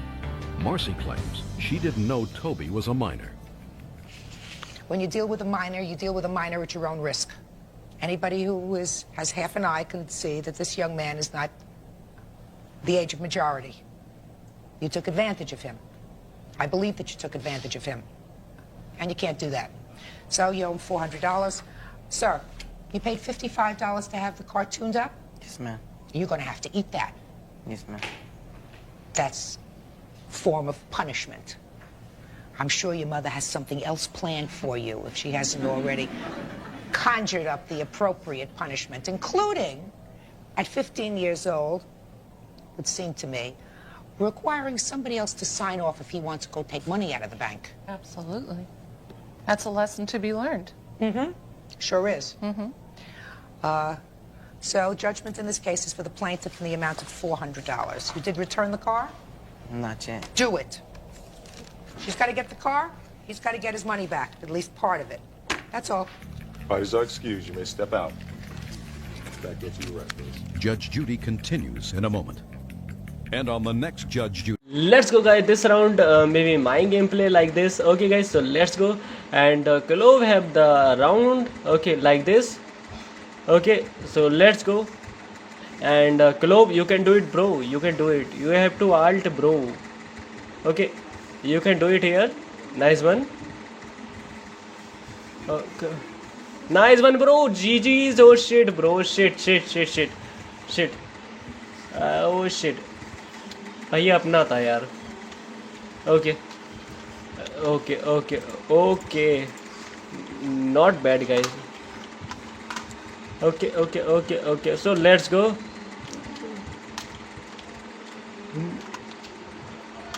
Oh, bye. Let's go. This is my chance to win, everyone. Okay, guys. So I am the sage. Everyone, the truth is here. You know, guys. Okay, guys. So let's go here. Okay, guys. So this is my type of gameplay. Nice one, guys. You know this. Oh shit, bhai. Shit gameplay or what? This is too bad game or what, guys? You know. Oh shit, guys, this is too bad or what? Oh shit. Oh bhai. Gojo, you are pro, you know that. And bad trip or what? And the Shura is bad, bro. Okay, nice one. Okay, so let's go, guys. Okay, bottom fraggers की जय हो.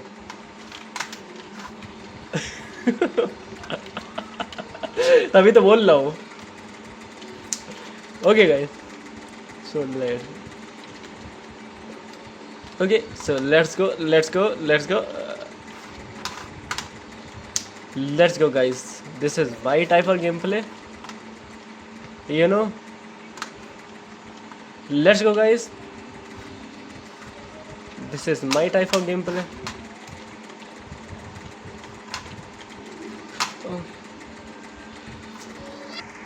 So let's go, guys.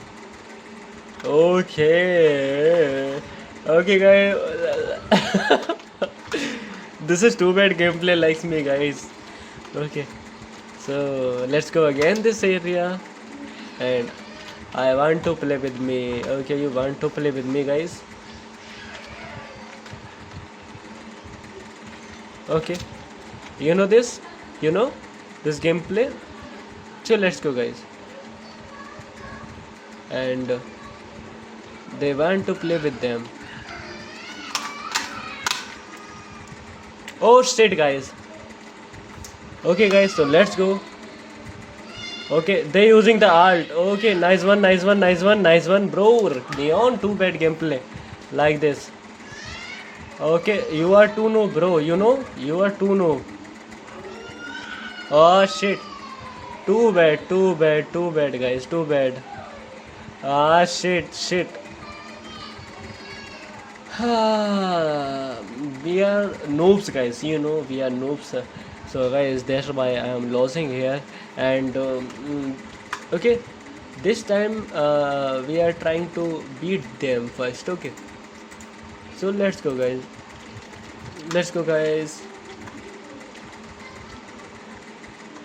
Okay.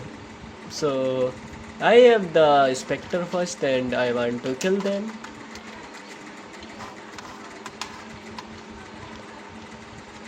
Okay, noobies.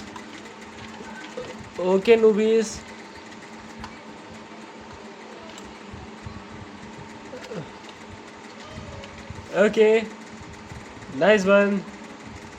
Neon, you are too noob, bro. Too noob or what? We are noobies, guys. Okay, you need the noob. Nice. Shit, guys. Sheesh gameplay or what? Nice one. Thank you. This is my bad gameplay. I know that. So that's why we are losing here.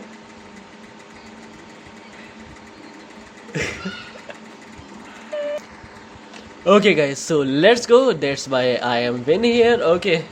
So this time I am playing with the DL. So maybe I am winning here. Okay. The Deadlock is a sentinel unit. Sentinel are defensive expert. Okay, guys. So let's go. This is my gameplay. Okay. So let's go, guys. Nice one, guys. I am in this map Deadlock here.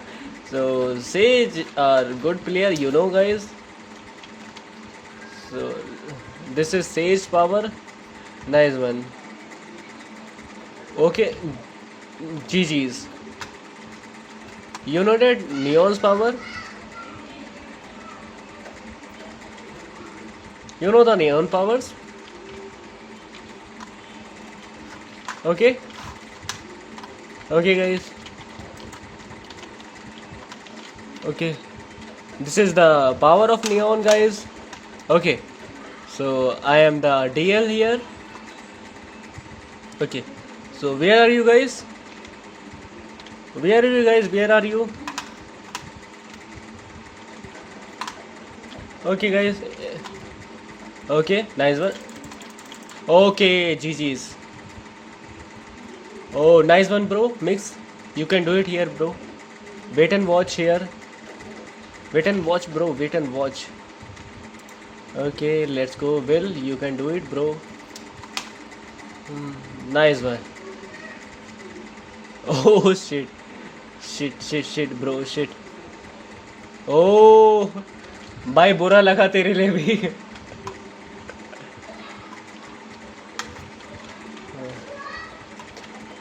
Okay. Okay, guys. So let's go. Let's go, guys. Okay. So this is my round to here. Okay. I have heavy shield, guys, in this round.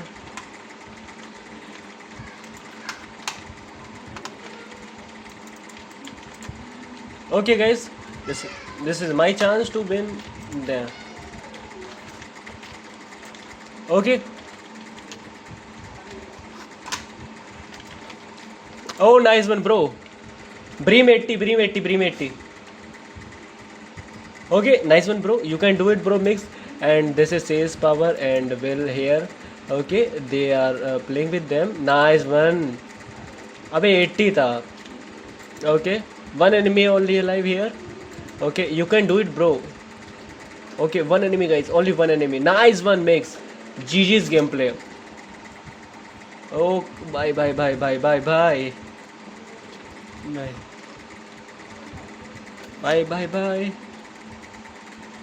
Okay.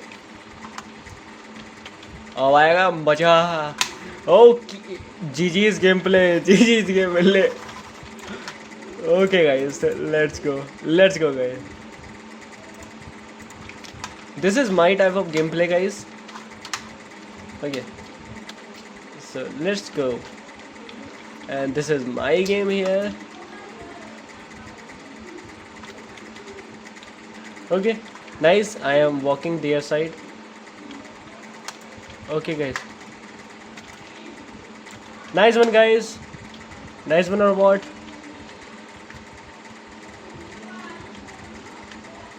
Okay, guys. Okay, let's go, let's go, let's go. Let's go, bro.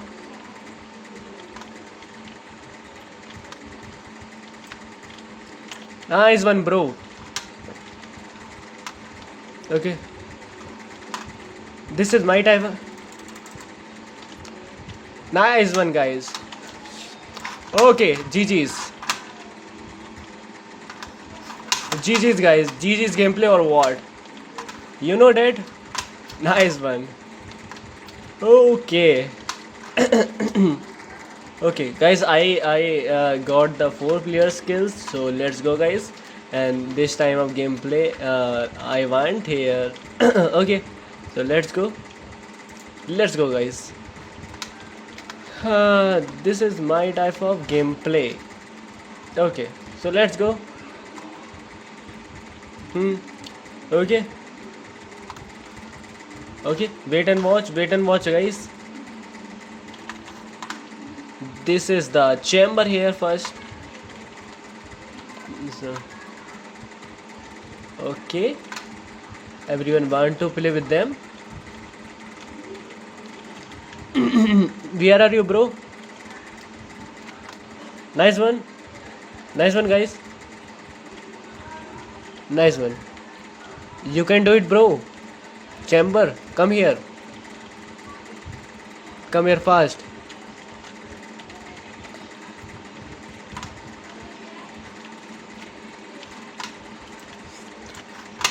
Okay, everyone.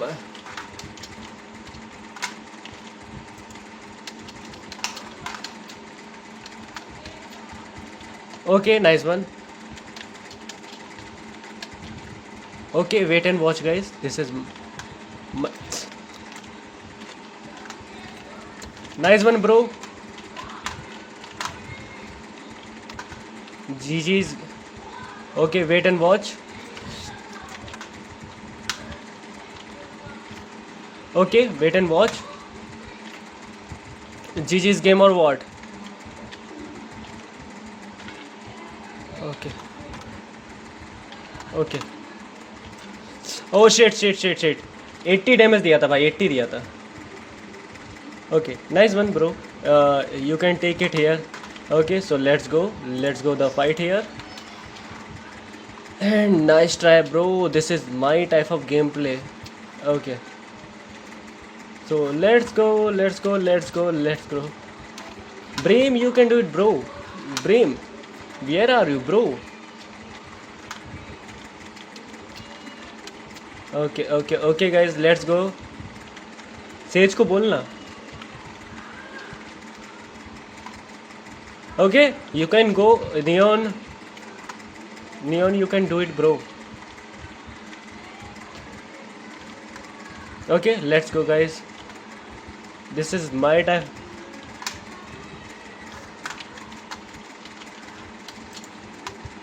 Nice one, bro. Okay, this is my type of gameplay. Nice one. Seriously, bro. Seriously, Neon. Seriously, bro. Oh, okay. Okay, nice one, bro. Nice one. Where are you doing? What are you doing, bro? Okay, come here, bro. Nice one, bro. Nice one. This is my time. Okay, so let's go. Prime Vendor alive here, and this time I am playing with them. Gojo Pro, Neon, 1-2, Vandal here. Okay, nice one, bro. And Valo have the new skins here, and you know that, so that's why I am come with them. Okay, guys. So this is my gaming fan. You know that. And where are you, bro? You can do it. Okay. So seriously, guys. So let's go. Okay guys, oh guys, GG's game or what? Okay, nice one bro, nice one.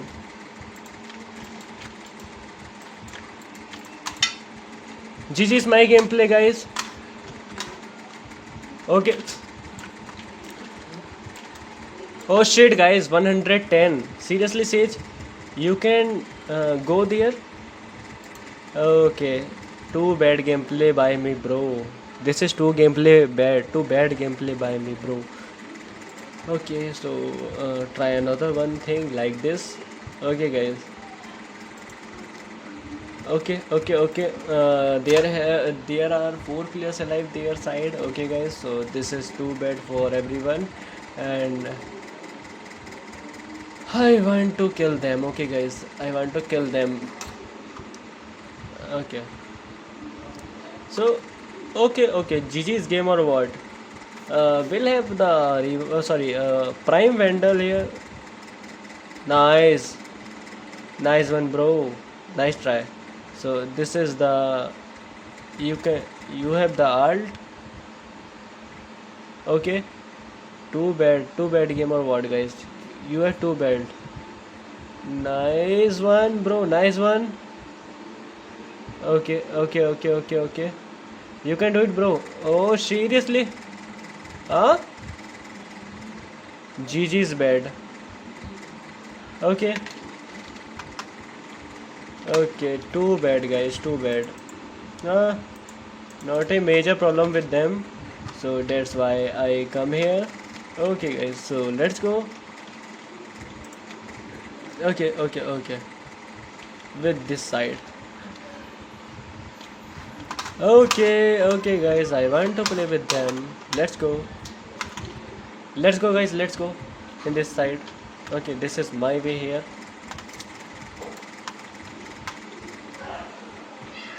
Okay, where are you guys? Okay, this is my type of gameplay. Okay guys, so let's go. Where are you guys? I want to play with them. Okay, I want to play with them guys. Where are you guys?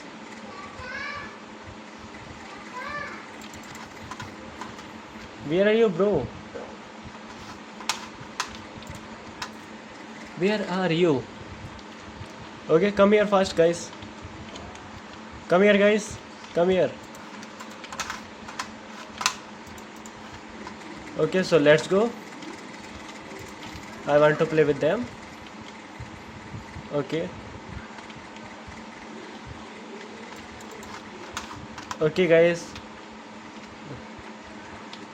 I want to play with them. Okay, let's go guys. Sage, be careful bro. Okay,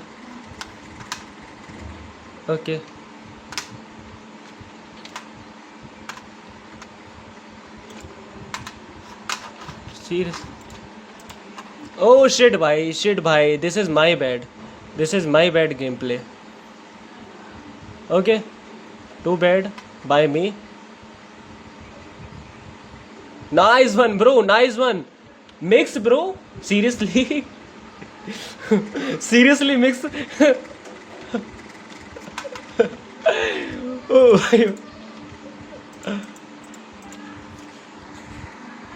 okay guys, so let's go in this side again. Okay guys, so okay guys, so let's go another one time. Okay, so this time I'm playing with Spectre guys. ए चलो ए उसका ए कैसे. Okay guys, so let's go in their side. Okay Sage, where are you bro? In this side.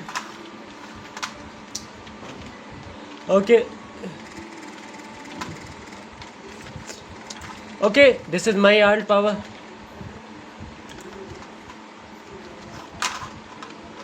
Okay, nice one, bro. Oh shit, bhai. This is too bad. So let's go, guys. This is too bad gameplay by me, bhai. Too bad gameplay by me. Okay, not a good game, but try to be good here. Okay. Okay. Chamber and Neon. I am here. Okay, guys. So with you, Lumberjack. Okay, guys. This is Tracker here first. Then I will kill everyone. Okay, guys. Let's go. Let's go, guys. Let's go. Let's go. Let's go. Let's go. This is Trackers here first.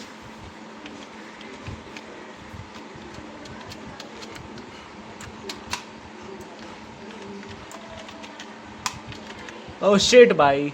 Shit, this is too bad gameplay. Okay, not a good game, but try to be good. Okay, guys. So ping problem, guys. Will have ping problem, but I don't have any problem. Only have keyboard and mouse problem. Okay, guys. So GG's fight, guys. Let's go. Okay, another one gameplay like this. So you can do it. Don't happening, bro. Nice one. Nice try, bro. You can do it your best. Okay. Nice one. Nice one. Okay. Oh shit. Okay. Okay, you can do it, bro. Oh shit. Nice, bro. Nice mix. You can do it your best, bro. Okay. Make them regret it. Okay. So let's go. अब भूतनी का नियम दिन में खेला कर तो मुझे बता दिया कर चूती है क्या पता तू आता हो भूल गया तो दिन में तो शायरी बोलता रहता है सॉरी कॉपी पेस्ट करता है okay guys Okay, so let's go, guys. Let's go in A. Okay. Let's go in A side, guys. Okay. I want to kill them.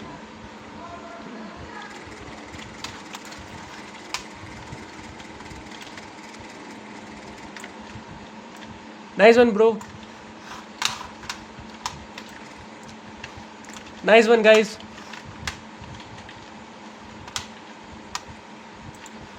This is too bad gameplay, guys, by me. Okay. Nice one, guys. Wait and watch here.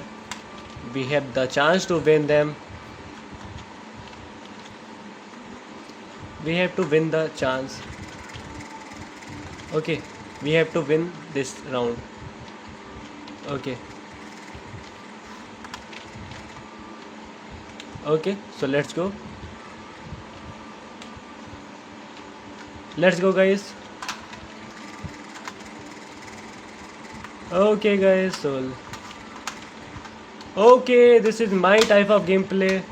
GG's fight or what, guys? GG, nice, bro. Where are you? Where are you, the sage? Seriously? You are there? Okay, bro. So this is my time to here win the every match. So guys, let's go. Okay.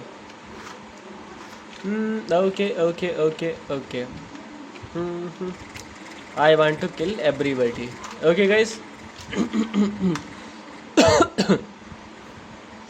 Let's go, guys. Nice one.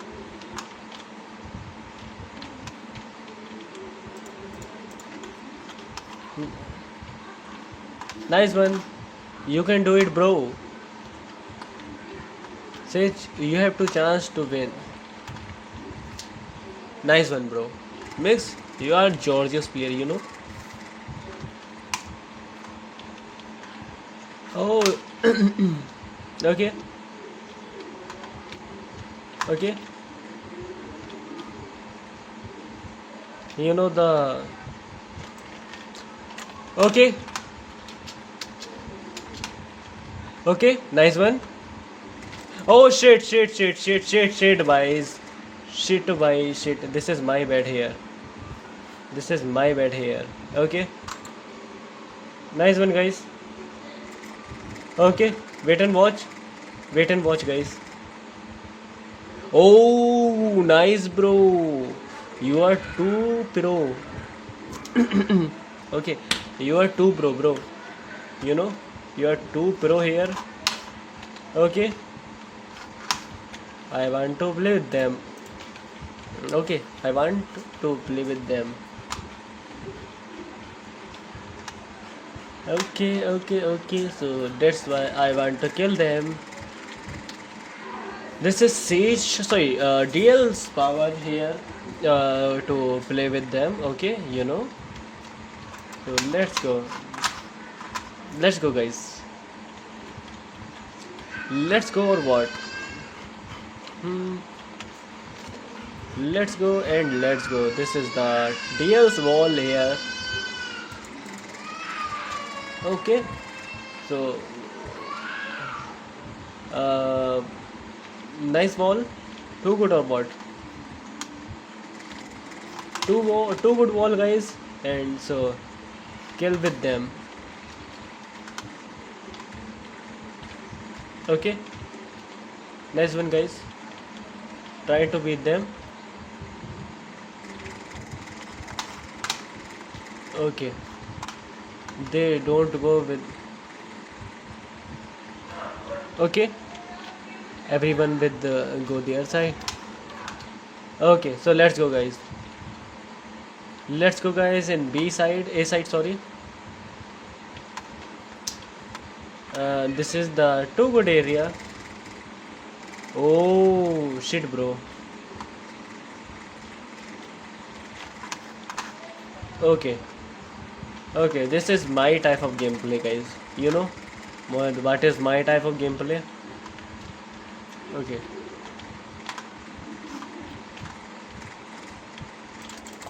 nice one, bro. Okay, nice one. Nice one, wait and watch.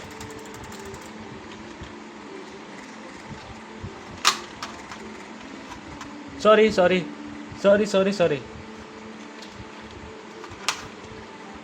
Okay, अरे मेरा button काम नहीं कर रहा था भाई keyboard का. Okay, guys, let's go, guys. Let's go. Okay, let's go in this side. Okay, so this time I have 14 kills here, guys. So I want 18 kills. So that's why I want to kill with them. Okay, guys. So let's go. Let's go first. Okay, guys. Okay. So let's go, guys. Let's go or what? Chamber, you can do it, bro. Nice one. You have to do it, bro. Okay, I am camping here for everyone, guys. Okay, so Chamber, please look at their side, bro. Look in this side, bro. Okay, I want to kill them. Okay, in this side, so you can camp their side, bro. Okay, so let's go, bro. Let's go. Okay, enemy in A. Oh, flops. Okay, guys, GG. Nice one, bro. Nice one or what? This is GG fight or what, guys? You know GG, what is GG fight? Look like this. Okay, so let's go, guys.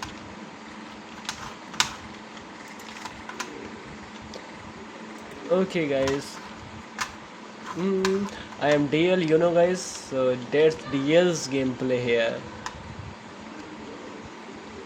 You know DL's gameplay. Okay, so let's go. Let's go guys, let's go. Oh bye. I am, come here bro, you can wait their side. I am here. Okay, wait and watch guys, I am here now for you.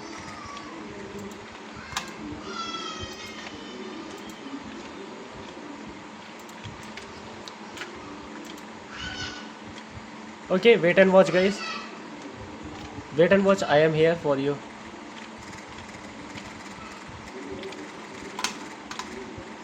Okay, let's go. Oh shit. भाई यहाँ तुम्हारे चक्कर में गड़बड़ हो गई थी भाई. पीछे ब्रो मिक्स.